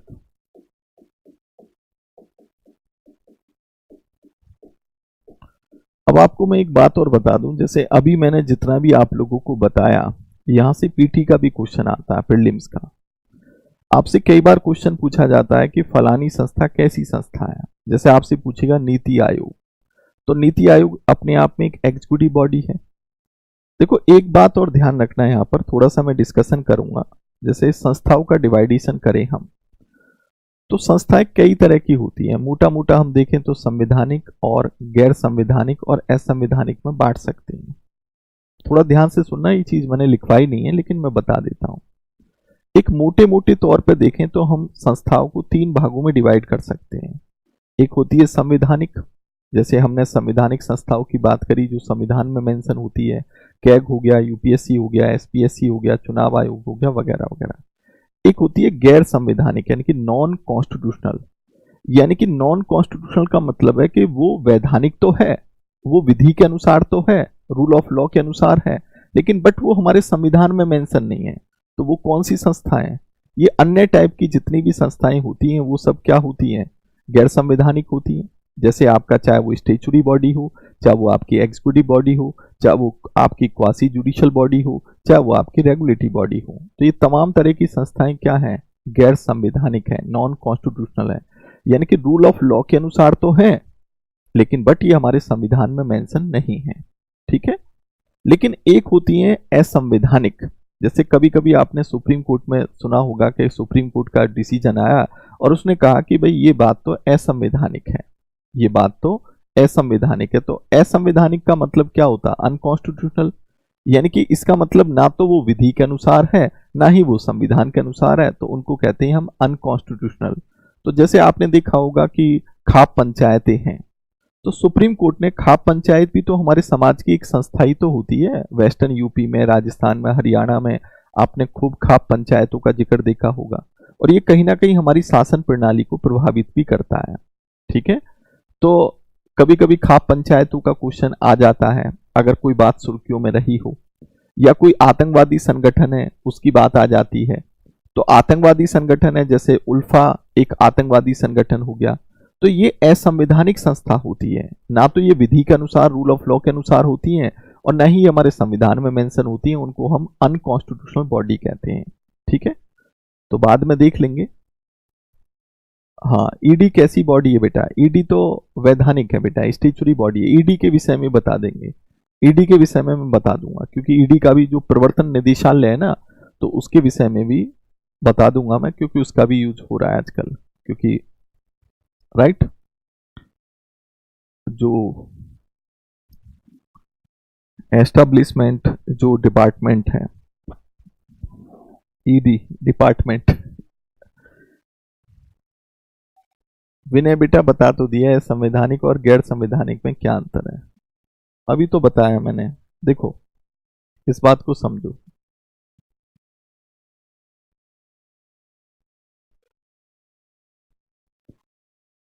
देखो ये जो संस्था है, आप खुद देखोगे, अगर मैं इस संस्था की बात करूं तो ये अपने आप में एक संवैधानिक संस्था है ये। और ये जो संस्था है अपने आप में, ये वाली, ये चारों की चारों ये संस्था, ये क्या है? ये गैर संवैधानिक है। क्या है? गैर संवैधानिक। गैर संवैधानिक है यानी कि नॉन कॉन्स्टिट्यूशनल है, नॉन कॉन्स्टिट्यूशनल बॉडी है। तो कहने का मतलब मेरा ये हुआ कि ये तो संवैधानिक संस्था है। संवैधानिक संस्था तो वो होती हैं जो हमारे संविधान में मेंशन होती हैं। गैर संवैधानिक संस्थाएं वो होती हैं जो रूल ऑफ लॉ के अनुसार तो हैं, कानून के अनुसार तो हैं, लेकिन ये हमारे संविधान में मेंशन नहीं होती हैं, तो उनको हम नॉन कॉन्स्टिट्यूशनल कहते हैं। क्या कहते हैं? नॉन कॉन्स्टिट्यूशनल बॉडी कहते हैं। समझे कि नहीं समझे? जैसे वैधानिक संस्था हो गई, कार्यकारी संस्था हो गई, आपकी नियामक संस्थाएं हो गई, अर्ध न्यायिक संस्था हो गई। ये क्या है? ये रूल ऑफ लॉ के तो अनुसार है कि नहीं है? विधि के शासन के अनुसार तो, विधि के अनुसार तो काम करती हैं, रूल ऑफ लॉ के अनुसार तो काम करती है, लेकिन बट ये हमारे संविधान में मेंशन नहीं होती, इसलिए इनको नॉन कॉन्स्टिट्यूशनल बॉडी कहा जाता है। अब एक बॉडी होती है आपकी असंवैधानिक संस्था। असंवैधानिक संस्था कौन सी होती है?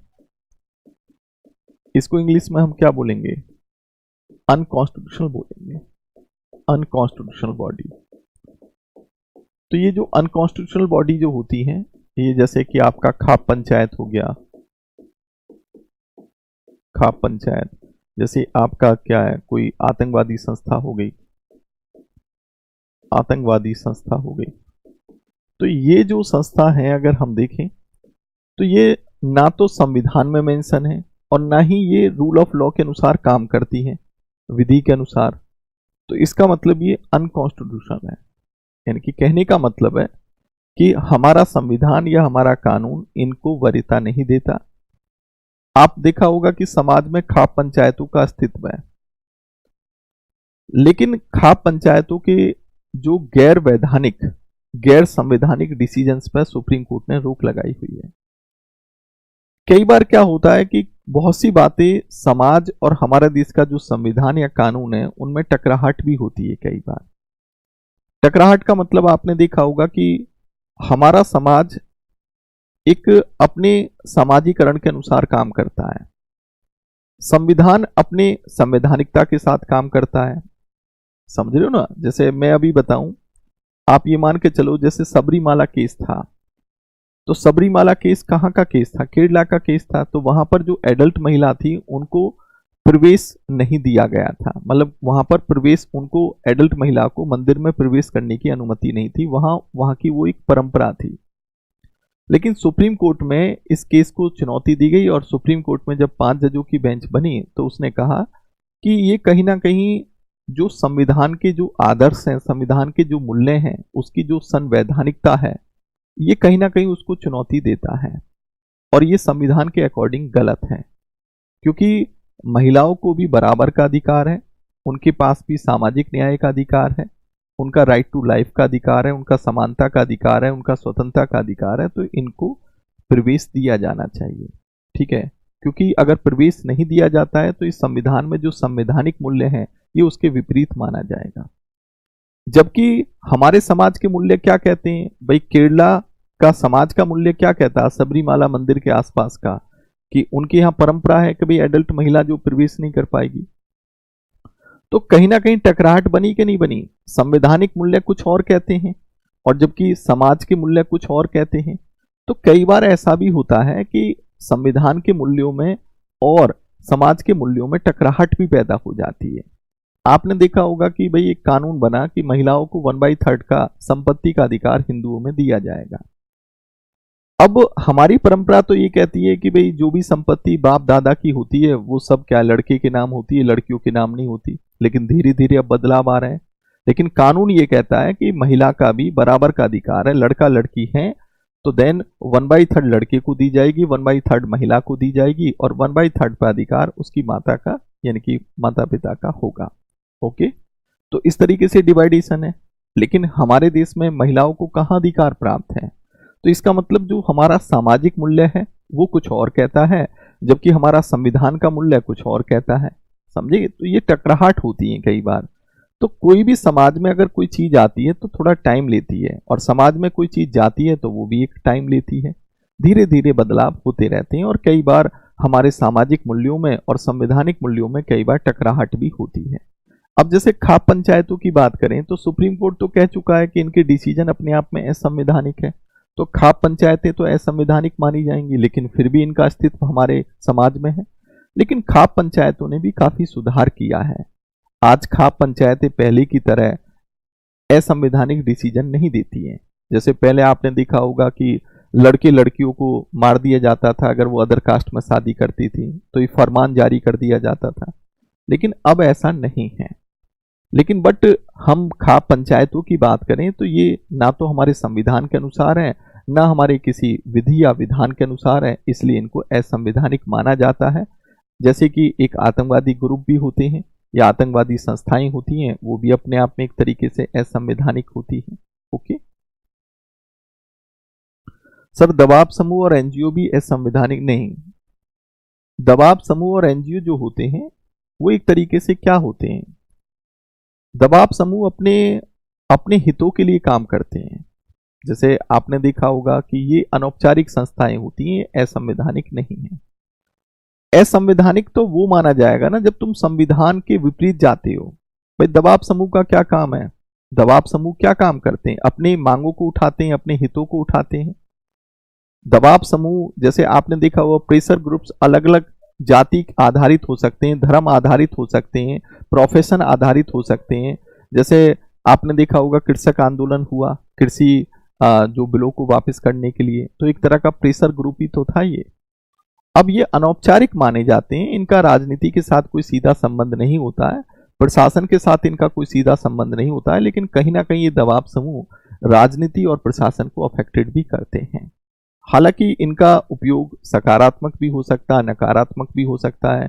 इनके प्रभाव नकारात्मक भी होती हैं, सकारात्मक भी होती हैं, लेकिन बात आती है कि कहीं ना कहीं इनकी भूमिका बड़ी मात्रा में सकारात्मक भी पाई जाती है। ये एक तरीके से देश को जो विकास की रफ्तार देने में भी सहायक होते हैं। अब जैसे कृषक आंदोलन ने कृषि कानूनों को वापस लेने की बात क्यों कही, उसका क्या कारण है, उसका रीजन, एक सबसे बड़ा रीजन यही है कि भाई कृषि कानूनों को खत्म किया जाए, और सरकार झुकी भी और सरकार ने कृषि कानूनों को समाप्त भी किया। तो हम दबाव समूह हैं या फिर हमारे जो वॉलंटी ग्रुप्स होते हैं या फिर हमारी जो एनजीओज वगैरह होती हैं, ये अनौपचारिक संस्था होती हैं, क्योंकि ये अपनी मांगों को उठाती हैं, अपने हितों के लिए आगे बढ़ने के लिए अपनी मांगों को उठाते हैं लोग। ठीक है, और सरकार पर इनडायरेक्ट या डायरेक्ट वे में जो एक तरीके से इफेक्ट भी डालते हैं। ओके, तो इसको हम ये नहीं कह सकते हैं कि ये असंवैधानिक है, क्योंकि असंवैधानिक तो तभी तो माना जाएगा ना जैसे ये तोड़ फोड़ करने लगे। गैर कानूनी तो तभी होगा ना। भाई अपनी मांग को अगर कोई लोग उठा रहे हैं कि भाई हाँ जी हमारी मांगों को सरकार माने, एक तरीके से सब इकट्ठे हो जाते हैं, तो उसको हम प्रेशर ग्रुप्स कहते हैं। ओके, इनकी विधि सुप्रीम कोर्ट बनाता है या संसद, किसकी विधि?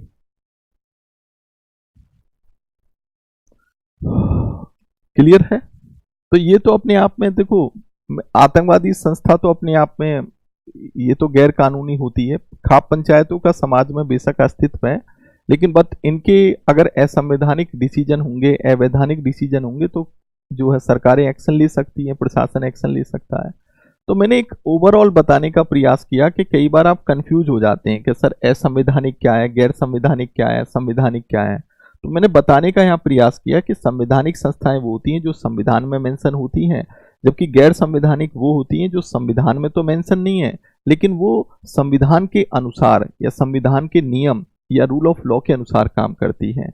वैधानिक संस्थाएं, कार्यकारी संस्थाएं, नियामक संस्थाएं, अर्धन्यायिक संस्थाएं, लेकिन ये संविधान के अनुसार थोड़ी काम करती हैं।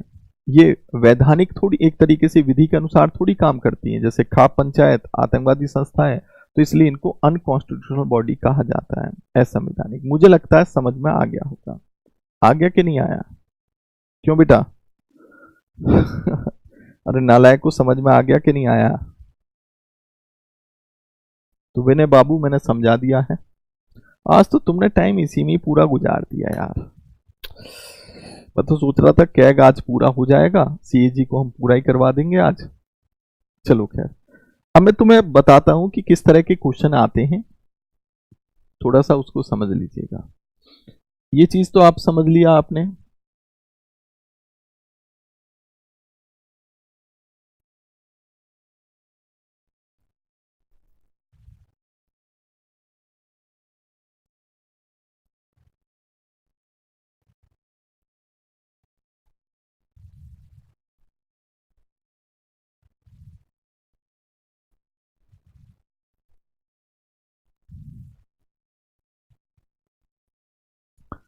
देखो यहाँ पर मैं कुछ क्वेश्चन बताता हूँ कि जैसे मैं कैक टॉपिक को बता रहा हूँ, सीएजी को, नियंत्रक व महालेखा परीक्षक को, लेकिन बात ये आती है कि किस तरीके से क्वेश्चन आपके मेंस में आ सकते हैं या पूछे जाते हैं, फिर उसके बाद हम कैक बताएंगे।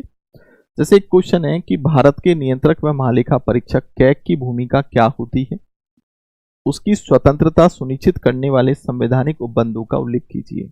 यानी कि what is the role of controller and auditor general of India, mention the constitution provisions to ensure its independence. तो जैसे आपके सामने एक क्वेश्चन है, तो इसमें भूमिका की बात की है और इसकी जो स्वायत्ता होती है, इसकी जो स्वतंत्रता होती है, उसके विषय में आपको बताना है।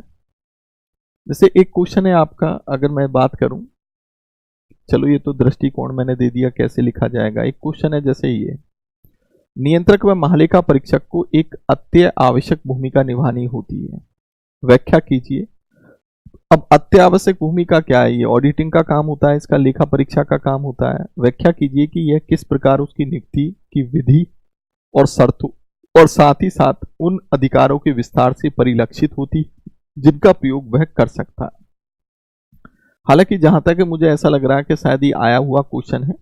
The comptroller and auditor general CAG has a very vital role to play. Explain how this is reflected in the method and terms of his appointment as well as the range of powers he can exercise. तो ये यहाँ पर जैसे दिया हुआ है। अब उसके बाद अगर हम देखें तो एक क्वेश्चन हमारे सामने और है, संघ और राज्यों के लेखाओं के संबंध में नियंत्रक व महालेखा परीक्षक की नियुक्तियों की शक्तियों का प्रयोग भारतीय संविधान के अनुच्छेद 149 से व्युत्पन्न है। चर्चा कीजिए कि क्या सरकार की नीति कार्यान्वयन की लेखा परीक्षा करना अपने स्वयं नियंत्रक व महालेखा परीक्षक की अधिकारिता का अतिक्रमण करना होगा या नहीं। ठीक है, इस टाइप से क्वेश्चन। तो यानी कि कुल मिला के जब मैं अब सीएजी के विषय में बताऊंगा तो तमाम तरह की बातें मैं आपको बताऊंगा। ठीक है, और आसानी के साथ आप क्वेश्चन के आंसर लिख सकते हो। यहाँ बताने के पीछे एक रीजन ये है कि किस टाइप के क्वेश्चन आते हैं। मैं ये भी बताऊंगा कि आंसर राइटिंग कैसे होती है, किस तरीके से आंसर राइटिंग आप कर सकते हो। तो हालांकि वो आंसर राइटिंग का तरीका क्या होना चाहिए, हमें किन बातों पे फोकस करना चाहिए, तो वो तो कल की क्लास में हम फोकस करेंगे। लेकिन आज हम सीएजी को थोड़ा समझ लेते हैं ताकि एक टॉपिक आपका यहाँ पर सीएजी का टॉपिक पूरा हो। यहां तक समझ में आया कि नहीं आया? आईएएस में थोड़े से लंबे क्वेश्चन आते हैं, मैं आपको बता दूं, थोड़े बड़े बड़े क्वेश्चन आते हैं। एक मिनट बेटा, चाय पी लूं बस। ठीक है,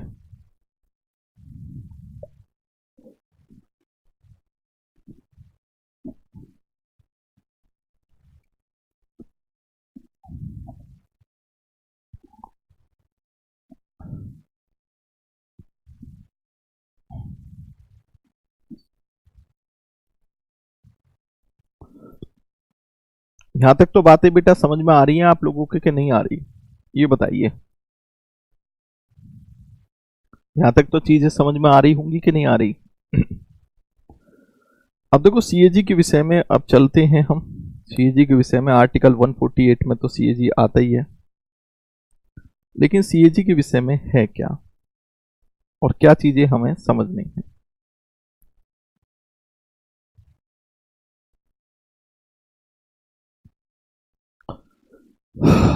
देखिए,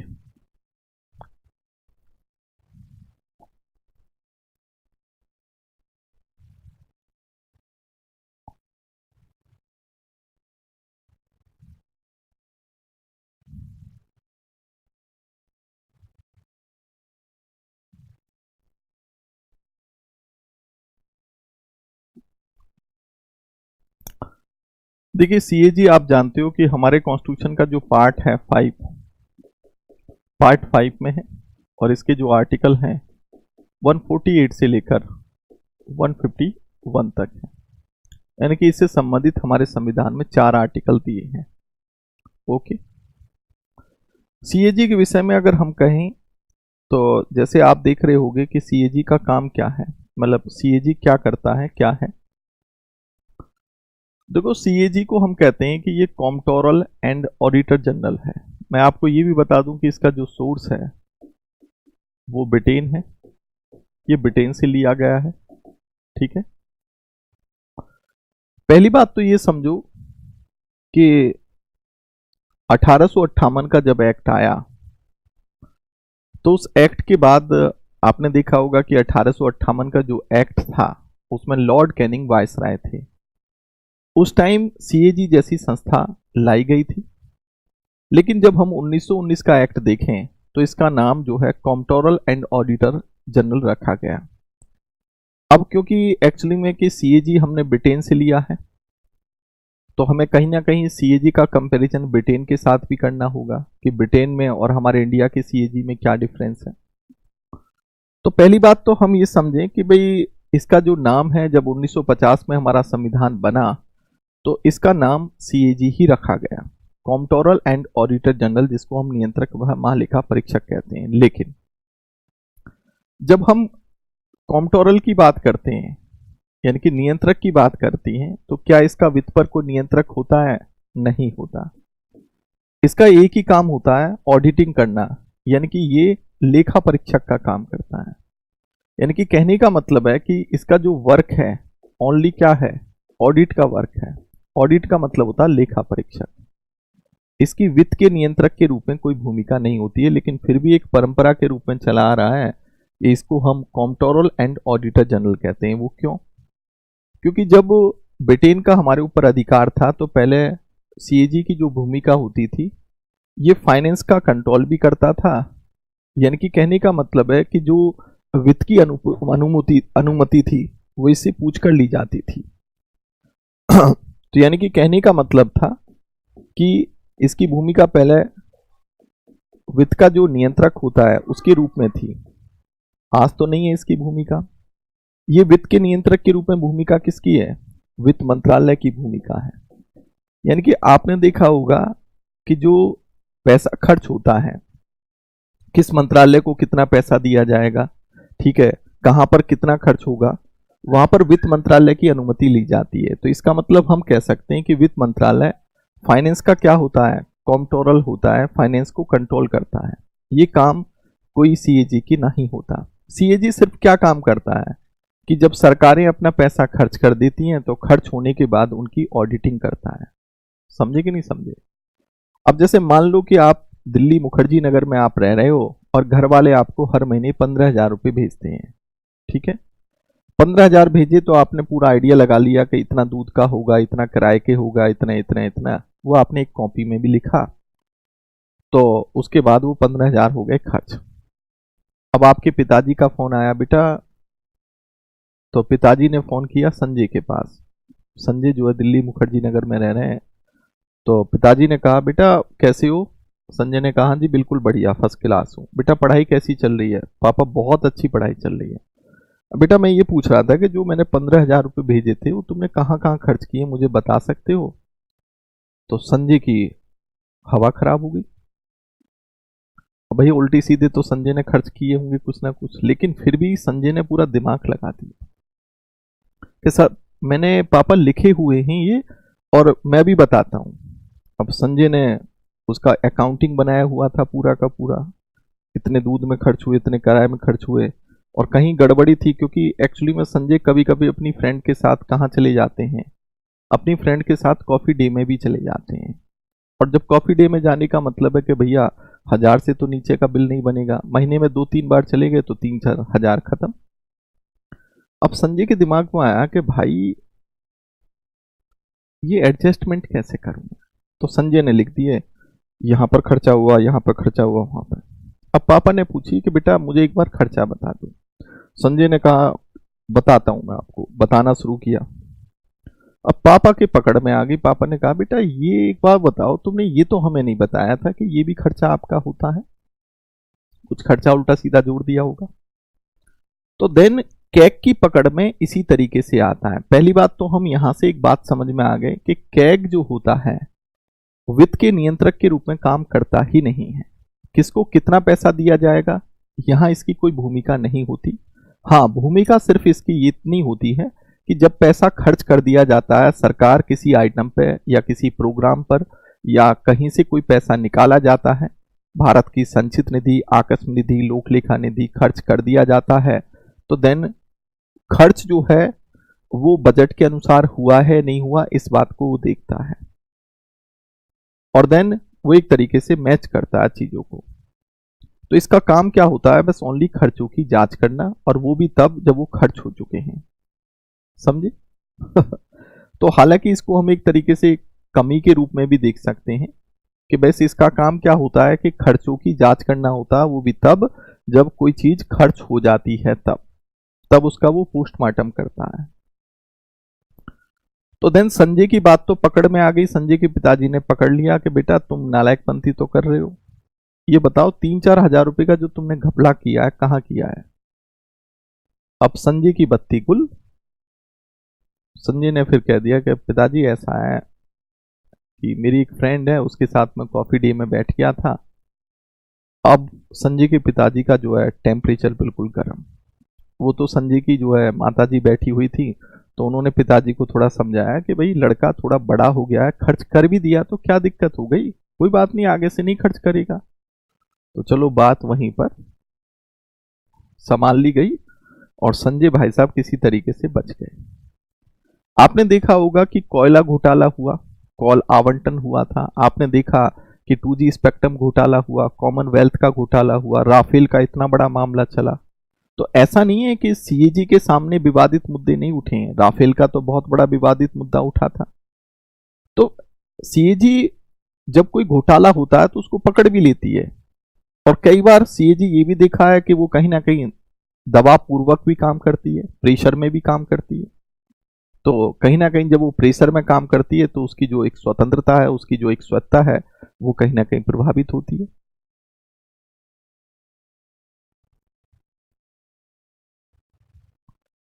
तो कहने का मतलब है कि हमने सीएजी ने बहुत से घोटाले पकड़े हैं कांग्रेस के काल में, आपने देखा होगा। और जैसे कोयला घोटाला हुआ, कॉल आवंटन का मामला था, आपका जो है कॉमनवेल्थ का घोटाला हुआ, 2G स्पेक्ट्रम का घोटाला भी हुआ, और ये बीजेपी सरकार में जो राफेल का मामला उठा था। खैर उस पर हम डिस्कशन करेंगे आगे, लेकिन मेरा बताने का मतलब सिर्फ ये था कि पहली बात तो बेशक इसका नाम जो है कॉम्प्ट्रोलर एंड ऑडिटर जनरल है, लेकिन वित्त के नियंत्रक के रूप में इसकी कोई भूमिका नहीं होती थी, पहले होती थी आजादी से पहले।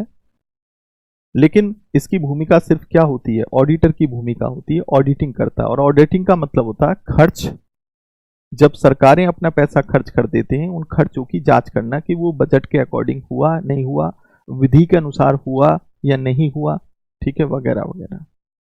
तो ये बात तो आपको समझ में आ गया होगा, ठीक है। लेकिन अगर हम ब्रिटेन के साथ इसका कंपैरिजन करें तो एक्चुअली में ब्रिटेन में जो सीएजी की भूमिका होती है वो एक तरीके से भारत से डिफरेंट है।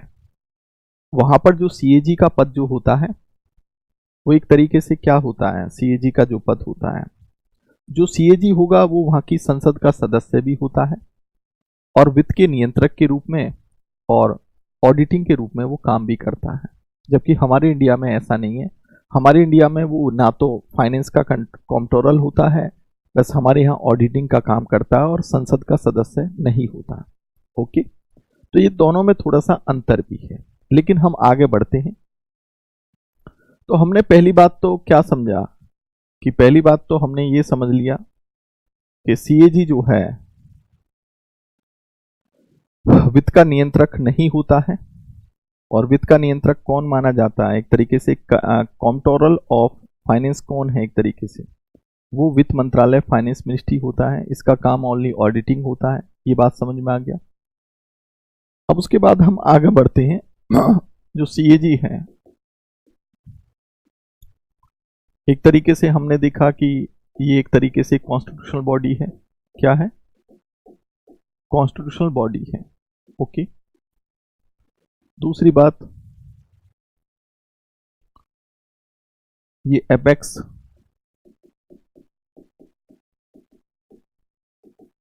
ऑडिट बॉडी है। ये सर्वोच्च लेखा परीक्षा संस्था है। और इसका महत्व आप इस बात से समझोगे कि खुद डॉक्टर बी.आर. अम्बेडकर ने कहा है कि हमारी संवैधानिक संस्थाओं में सबसे महत्वपूर्ण संस्था सीएजी है। खुद अम्बेडकर साहब ने संविधान सभा में खड़े होकर कहा था ये बात तो इसका महत्व आप समझ सकते हो कि क्या महत्व है। इसको सबसे बड़ा यानी कि एक तरीके से सीएजी को सबसे महत्वपूर्ण संस्था माना था। अब सीएजी जो होता है एक तरीके से देखा जाए तो यहां पर कुछ समझने का प्रयास करते हैं। आपने देखा होगा कि मैं अगर सेंटर की बात करूं और मैं अगर स्टेट की बात करूं, मैं यहां पर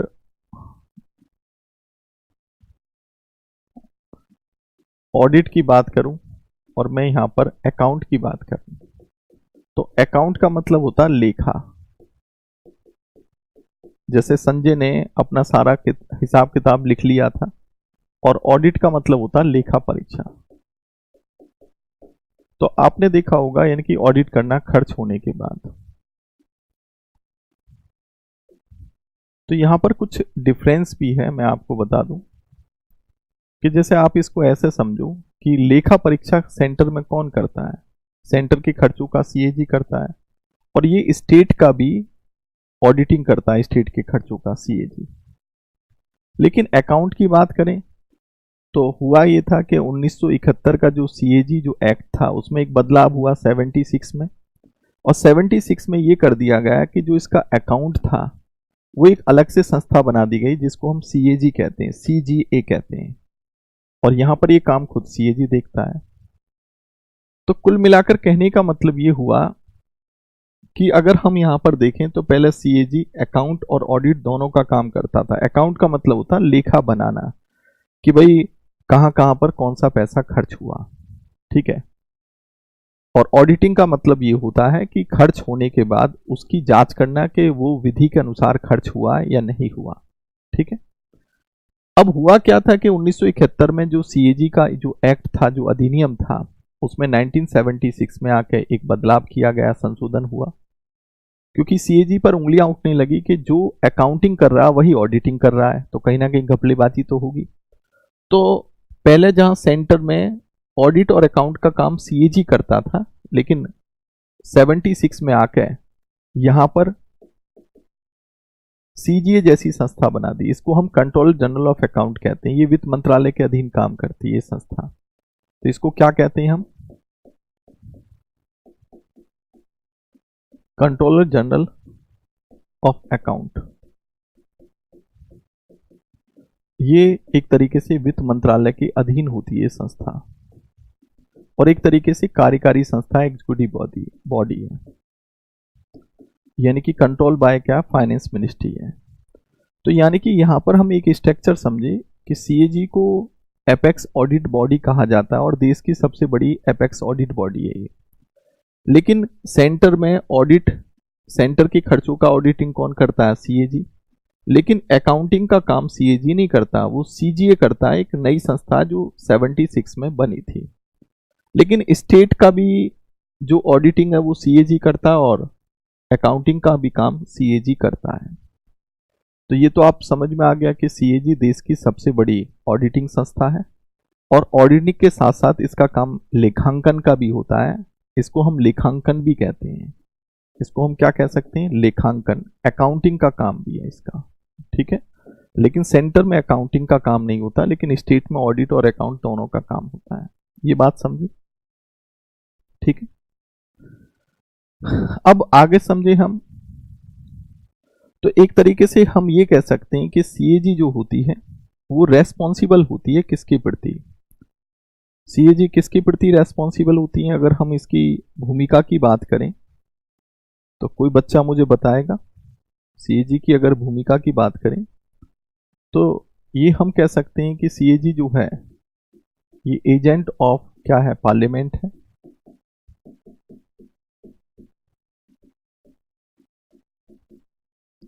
एंड रेस्पॉन्सिबल टू क्या है?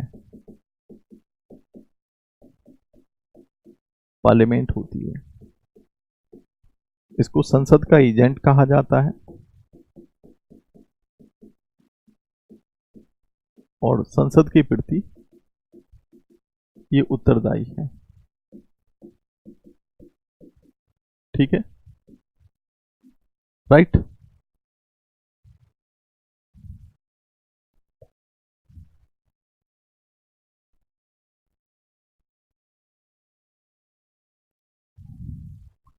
अब इसका जो सीएजी एक चेयरपर्सन भी होता है। सीएजी अगर हम देखें तो हम आगे देखते हैं इसी में, सीएजी में आगे क्या लिखोगे। अब सीएजी अपना एक चेयरमैन भी होता है इसका, और जो चेयरमैन होता है वो एक तरीके से इसको अपॉइंट कौन करेगा, तो अपॉइंट बाय प्रेसिडेंट है, तो राष्ट्रपति करेगा, लेकिन एडवाइस ऑफ पीएम है, एडवाइस ऑफ पीएम, पीएम की सलाह पर। इसको रिमूव कौन करेगा, रिमूव बाय प्रेसिडेंट है, तो एडवाइस ऑफ क्या है, एडवाइस ऑफ पार्लियामेंट, संसद की सलाह पर। सुप्रीम कोर्ट के जज की तरह, जैसे सुप्रीम कोर्ट हाई कोर्ट के जज हटाए जाते हैं। आप लिख सकते हो ये नॉट प्लेजर ऑफ क्या है, ये राष्ट्रपति के प्रसाद पर्यंत नहीं होता, राष्ट्रपति के प्रसाद पर्यंत नहीं होता, क्योंकि ऐसा थोड़ी है कि राष्ट्रपति इसको कभी भी हटा सकेगा, क्योंकि पार्लियामेंट के दोनों सदनों से बिल पास होना चाहिए। और यहाँ पार्लियामेंट में किससे बिल पास होना चाहिए, स्पेशल मेजॉरिटी से बिल पास होना चाहिए। स्पेशल मेजॉरिटी, स्पेशल मेजॉरिटी वही है जो सुप्रीम कोर्ट हाई कोर्ट के जज को हटाने के लिए होती है। ये अपना रिजाइन किसको देता है, प्रेसिडेंट को देगा। इसको ऑथ कौन दिलाता है, शपथ कौन दिलाएगा, तो शपथ कौन दिलाता है, तो प्रेसिडेंट दिलाएगा, अकॉर्डिंग टू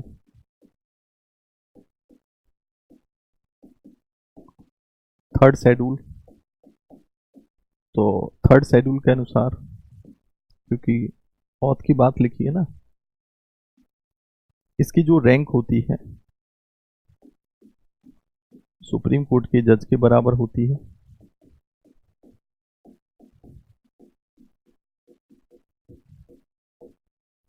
इसका जो टेन्योर होता है, कार्यकाल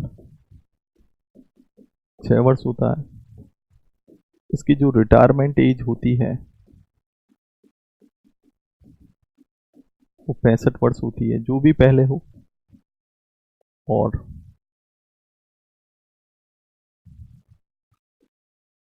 रिटायरमेंट के बाद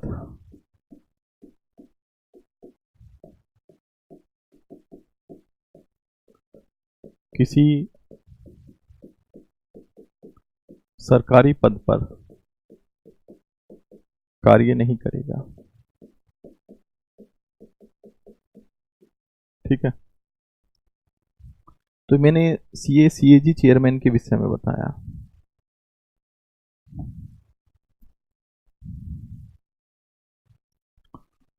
तो बेटा ये नया बैच ही है, और क्या है, लिख लो। थोड़ा समझाऊंगा मैं अभी चीजों को और भी। तो मैंने अभी एक थोड़ा सा एक व्यू बताया आपको सीएजी के विषय में। अगर देखा जाए तो सीएजी को अपॉइंट कौन कर रहा है, राष्ट्रपति। यहां पर एक कमी दिखाई दे रही होगी आपको, ध्यान से सुनना। एडवाइज ऑफ पीएम, पीएम की सलाह पर राष्ट्रपति इसको अपॉइंट करता है। सीएजी अपने आप में कितना बड़ा पद, जो तमाम तरह के सरकार के खर्चों की जांच करता है और स्टेट के खर्चों की जांच करता है। तो कहीं ना कहीं सीएजी का पद अफेक्टेड नहीं होगा कि पीएम की सलाह पर एक सर्वे सर्वा कौन है, पीएम है। भाई पीएम जिसको चाहेगा उसको अपॉइंट करवा देगा। कल को पीएम चाहते हैं, क्योंकि एक सबसे बड़ी कमी यह है कि हमारे संविधान में इसकी जो नियुक्ति की प्रक्रिया है वो नहीं दी गई। तो पीएम की सलाह पर राष्ट्रपति इसको अपॉइंट कर देता है। इसका मतलब कहीं ना कहीं इसका पद अफेक्टेड होने के पूरे चांसेस होते हैं।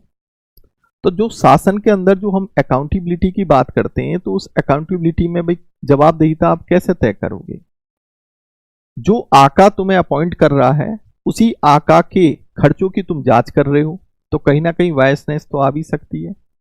बेशक सीएजी अपने आप में इंडिपेंडेंट एक पद है, सीएजी अपने आप में एक स्वतंत्र पद है, लेकिन कहीं ना कहीं अपने आका के अनुसार तो अफेक्टेड होगा। तो ये सीएजी की अपने आप में एक बहुत बड़ी कमी है। कायदे में तो आपने देखा होगा कि जैसे लोकपाल के लिए एक कमेटी बनती है, सुप्रीम कोर्ट के जजों के लिए एक कॉलेजियम, तो एक कॉलेजियम व्यवस्था यहाँ पर होनी चाहिए। कायदे में देखा जाए तो चीफ जस्टिस ऑफ इंडिया होना चाहिए, प्रधानमंत्री होना चाहिए, विपक्ष का नेता होना चाहिए। जब हम सीबीसी को जब अपॉइंट करते हैं चीफ विजिलेंस कमिश्नर को, तो वहां पर एक कॉलेजियम होता है, विपक्ष का नेता होता है, वहां पीएम होता है, ठीक है। तो वहां पर एक जो है सीबीसी में आपने देखा होगा गृह मंत्री होता है। तो कहीं ना कहीं सीएजी इतना बड़ा पद है, तो भाई इसके लिए भी तो कोई कमेटी होनी चाहिए, उसकी सलाह पर इसको अपॉइंट किया जाना चाहिए। तो विपक्ष की भूमिका होनी चाहिए कि नहीं होनी चाहिए यहाँ पर? ये इसकी बहुत बड़ी कमी है और कहीं ना कहीं इसके कारण भी सीएजी पद अफेक्टेड होता है। तो कहीं ना कहीं क्वेश्चन मार्क लग जाता है इसकी अकाउंटेबिलिटी पे। सीएजी जो है बेशक शासन के अंदर एक जवाबदेहिता तय करता है कार्यपालिका की, लेकिन इस कारण क्वेश्चन मार्क भी लगता है। ओके, यहां पर अगर हम देखें तो भाई रिमूव राष्ट्रपति करेगा। जैसे कई बार क्वेश्चन आता है कि भाई सीएजी का जो पद है वो स्वतंत्र होता है, तो ये जो संसद की सलाह पर राष्ट्रपति हटाता है सुप्रीम कोर्ट के जज की तरह, ये प्लेजर में राष्ट्रपति के, ये इसकी स्वतंत्रता को ही तो दर्शा रहा है, ठीक है। रिजाइन किसको? ये प्रेसिडेंट को देगा। शपथ कौन दिलाएगा? प्रेसिडेंट, ठीक है। और इसकी रैंक सुप्रीम कोर्ट के जज के बराबर होती है, यानी कि वेतन वही 2.5 लाख रुपए मिलेगा। टेन्योर 6 साल होता है, ठीक है। और टेन्योर के टाइम में इसको जो वेतन भत्ता जो भी दिए जाते हैं वो कम नहीं किए जा सकते, ठीक है। और भारत की संचित निधि से इसको वेतन दिया जाता है। तो इसको जो सैलरी वगैरह है, वो आपका भत्ता वगैरह है, वो सब कहाँ से दिए जाते हैं? कंसोलिडेटेड फंड ऑफ इंडिया से, कंसोलिडेटेड फंड ऑफ इंडिया से, ठीक है। तो कहीं ना कहीं इसकी स्वतंत्रता को दर्शाते ही नहीं दर्शाते। तो इसको हटाना आसान नहीं है, ये इसकी स्वतंत्रता को दर्शाता है। इसके वेतन भत्ते भारत की संचित निधि से भारित व्यय माने जाते हैं, चार्ज एक्सपेंडिचर माने जाते हैं, और जब बजट के रूप में रखे जाते हैं तो वहां पर डिस्कशन होता है, कोई वोटिंग नहीं होती। तो ये भी इसकी स्वतंत्रता को दर्शाता है। और पद के दौरान इनके वेतन भत्तों में कमी नहीं की जा सकती है, ये भी इसके जो है स्वतंत्रता को शो ऑफ करता है, ठीक है। और इसको हटाना इतना आसान नहीं है। इसका कार्यकाल 6 साल है, और पार्लियामेंट की, क्योंकि ये राष्ट्रपति के प्लेजर में काम नहीं करता है और संसद की सलाह पर राष्ट्रपति हटाता है, तो ये भी इसके कहीं ना कहीं स्वतंत्रता को ही शो ऑफ करता है। समझे इस बात को?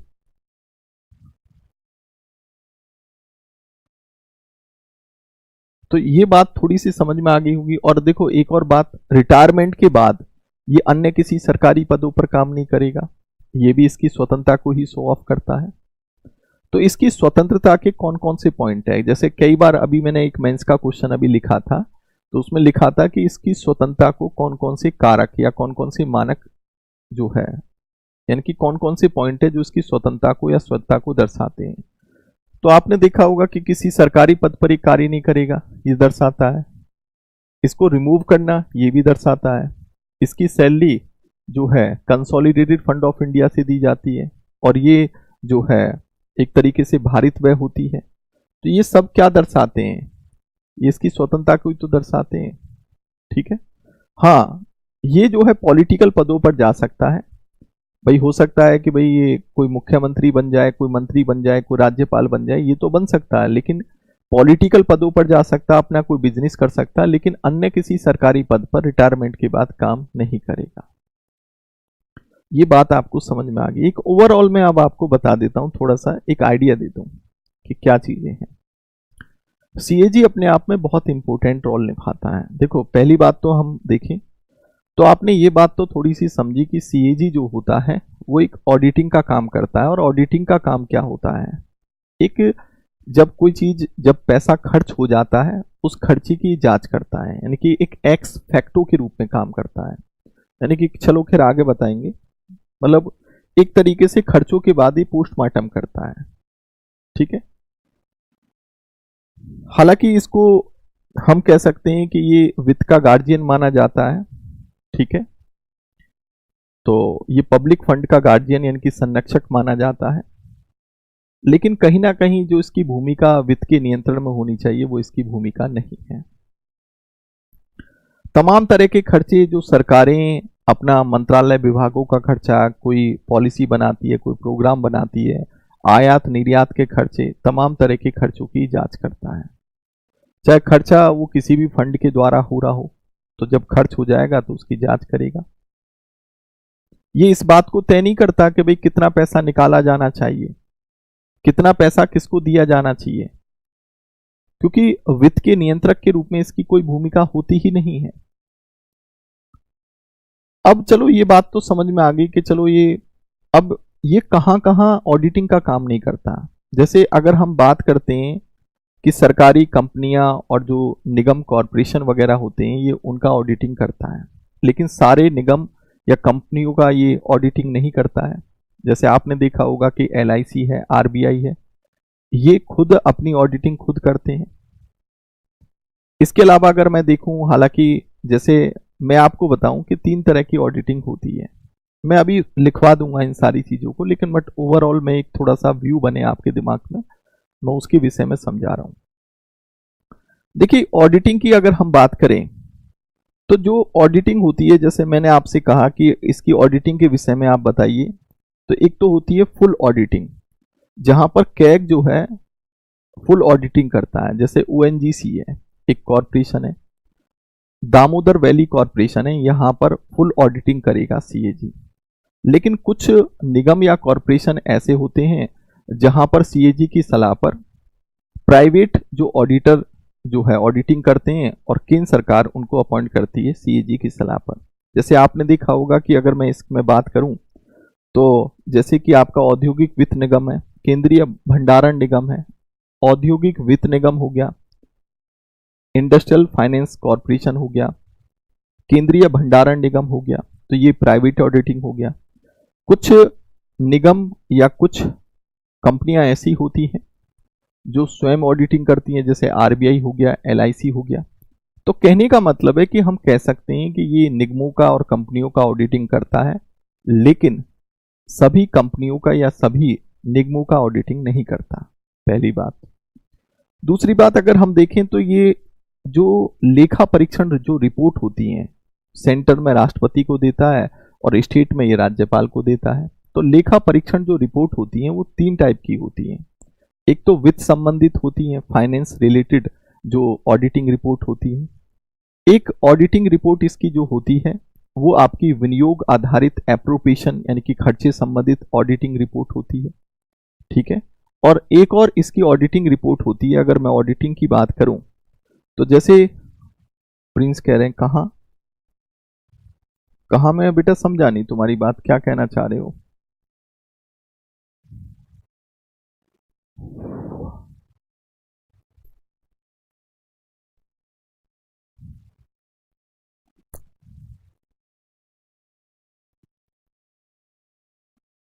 जैसे मैंने कहा कि इसकी जो ऑडिटिंग रिपोर्ट होती है, ऑडिटिंग रिपोर्ट 3 प्रकार की होती है।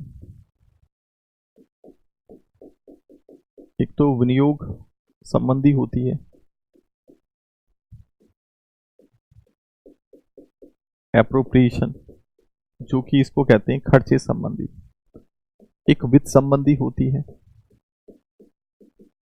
फाइनेंस संबंधी, और एक होता है इसका अगर मैं कहूं तो सार्वजनिक क्षेत्रों के उपक्रमों पर।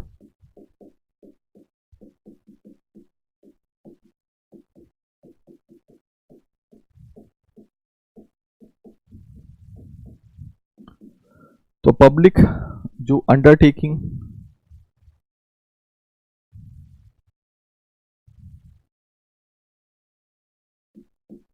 पब्लिक सेक्टर जो अंडरटेकिंग होते हैं उन पर, फाइनेंस रिलेटेड, ठीक है।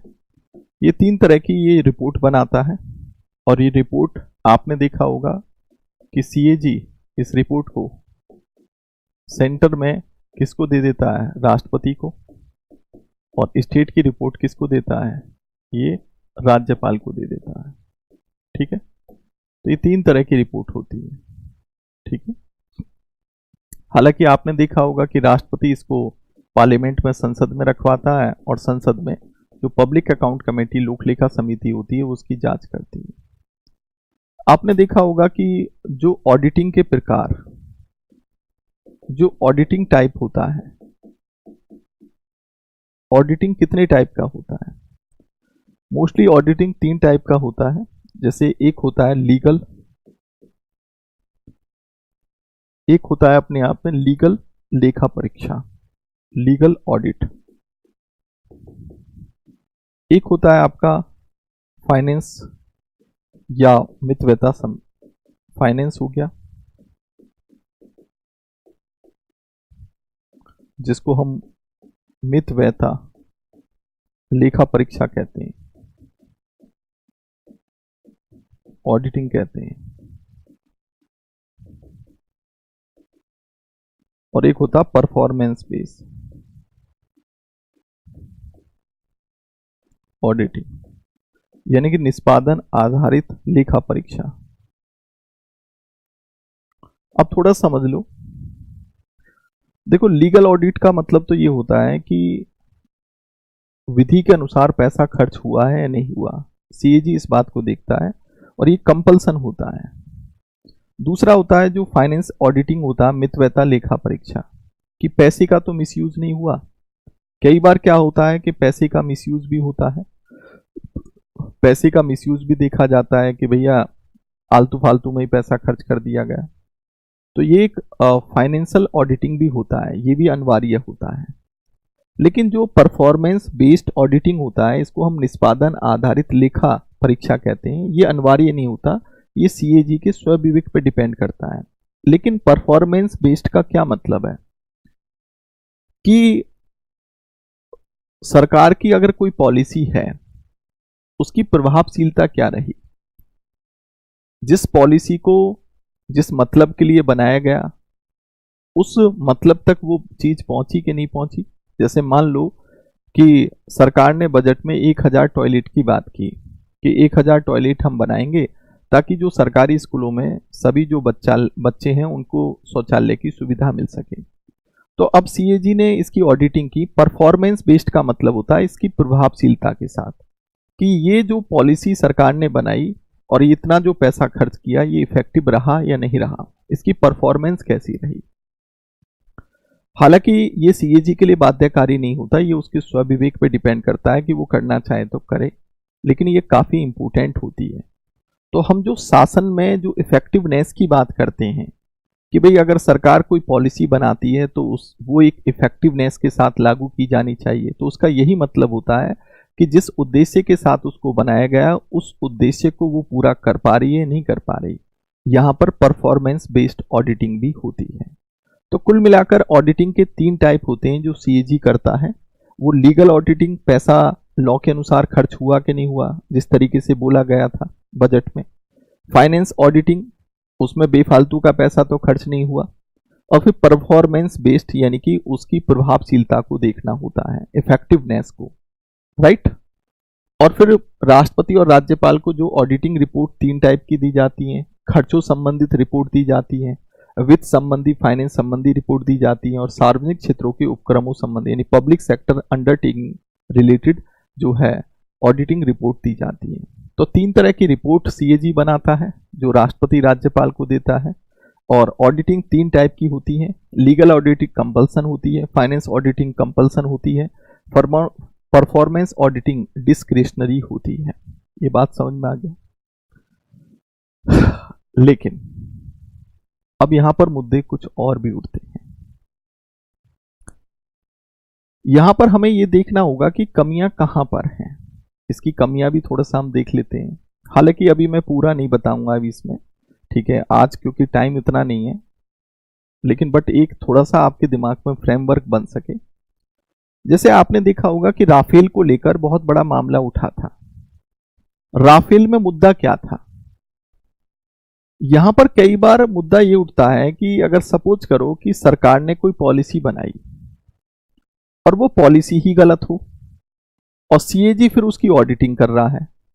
आप ये जानते हो कि सरकार अगर कोई पॉलिसी बनाती है तो उसने पॉलिसी सही बनाई या गलत बनाई, इसके औचित्य का परीक्षण सीएजी नहीं करता। उसका तो मतलब सिर्फ इतना है कि भैया सरकार ने पैसा खर्च कर दिया है, अब खर्च वो लॉ के अनुसार हुआ नहीं हुआ, वो जो है उस पर बेफालतू का पैसा तो नहीं खर्च हो रहा, तो इन तमाम तरह की चीजों को देखता है। लेकिन सरकार ने जो पॉलिसी गलत बनाई सही बनाई, इस बात को सीएजी नहीं देखता। तो यहीं पर एक मुद्दा उठा राफेल को लेकर।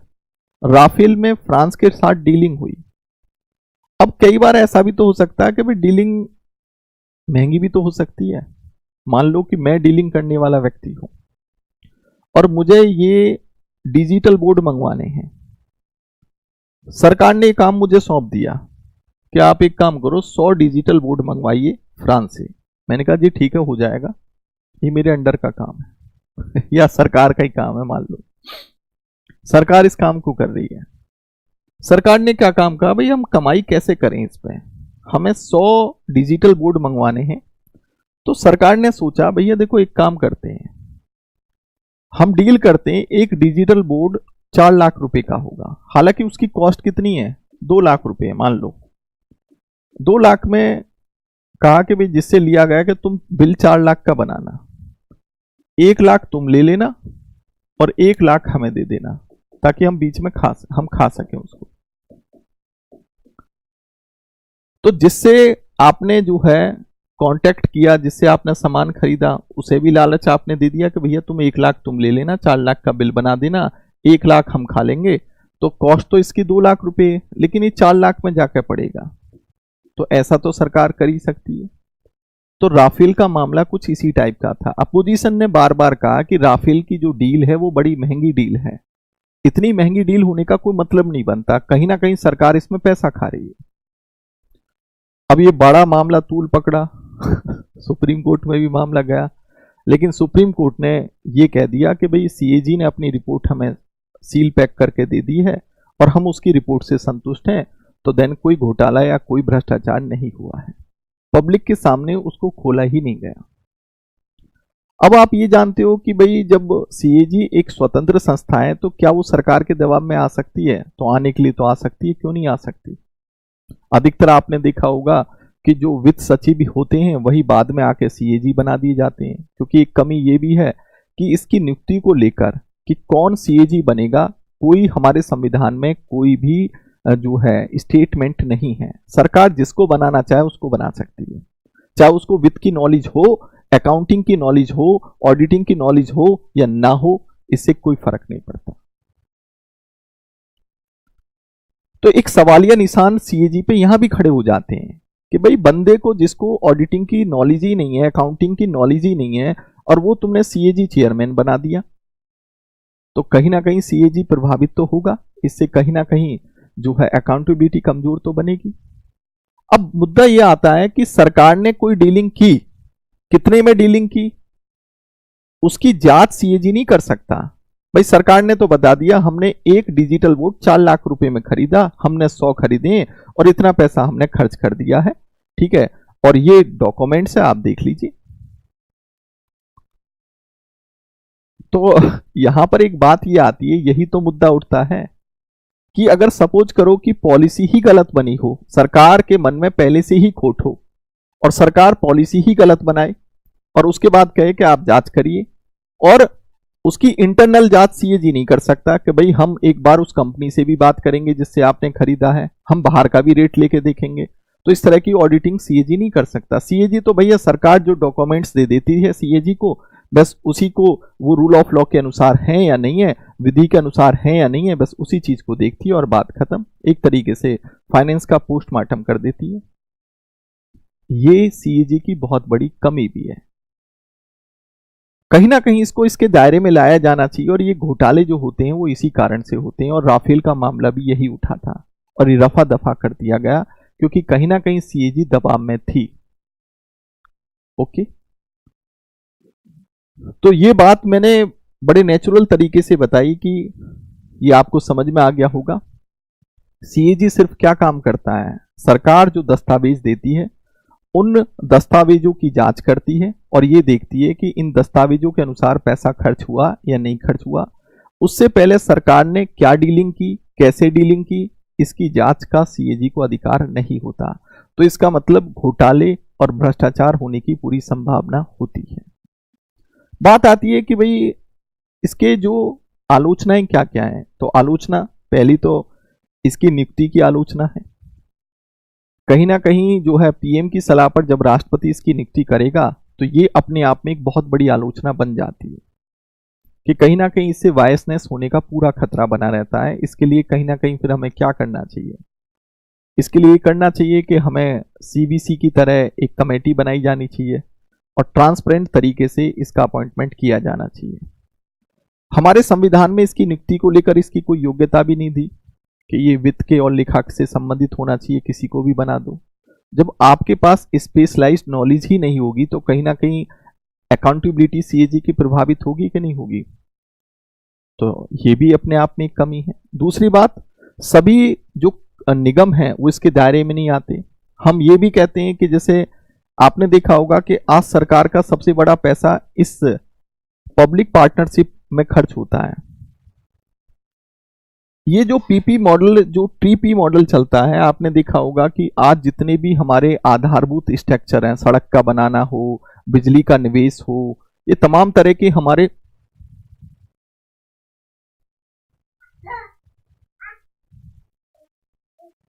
एक मिनट,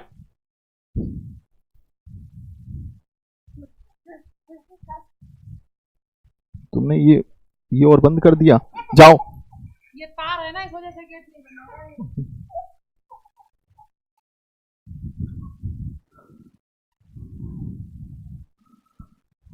सॉरी बेटा, ये हमारे छोटे चौधरी साहब ने जो है डिजिटल बोर्ड बंद कर दिया है। वो बस टाइम लगा के देखते रहते हैं कि भाई पापा का टाइमिंग हुआ कि नहीं हुआ, और टाइमिंग एक आध मिनट ऊपर हो जाए तो भाई साहब सीधे सीधे कमरे के अंदर आएंगे और डिजिटल बोर्ड को सीधा बंद। छोटा ही है अभी, तो ऐसी बात नहीं है, वो 1.5 साल का ही है।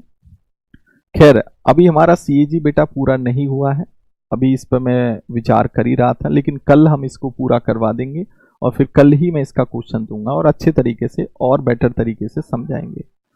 मुझे लगता है कि आज आपने बहुत कुछ सीखा होगा। कल हम क्वेश्चन भी देंगे आपको, मेंस का क्वेश्चन कि कैसे क्वेश्चन आएगा। इसी तरीके से आपकी रेगुलर वे में बेटा क्लास चलती रहेंगी और अच्छे से करिए। कल से हम आंसर राइटिंग करवाना शुरू कर देंगे, ठीक है? राइट, तो ये नोट्स वगैरह आपको दे दिए जाएंगे, मैं आज ही नोट्स आज ही भेज दूंगा, ठीक है? ओके, नमस्कार बेटा, जय हिंद। आज की क्लास यहीं पर ऑफ करते हैं और कल फिर इसको देखते हैं।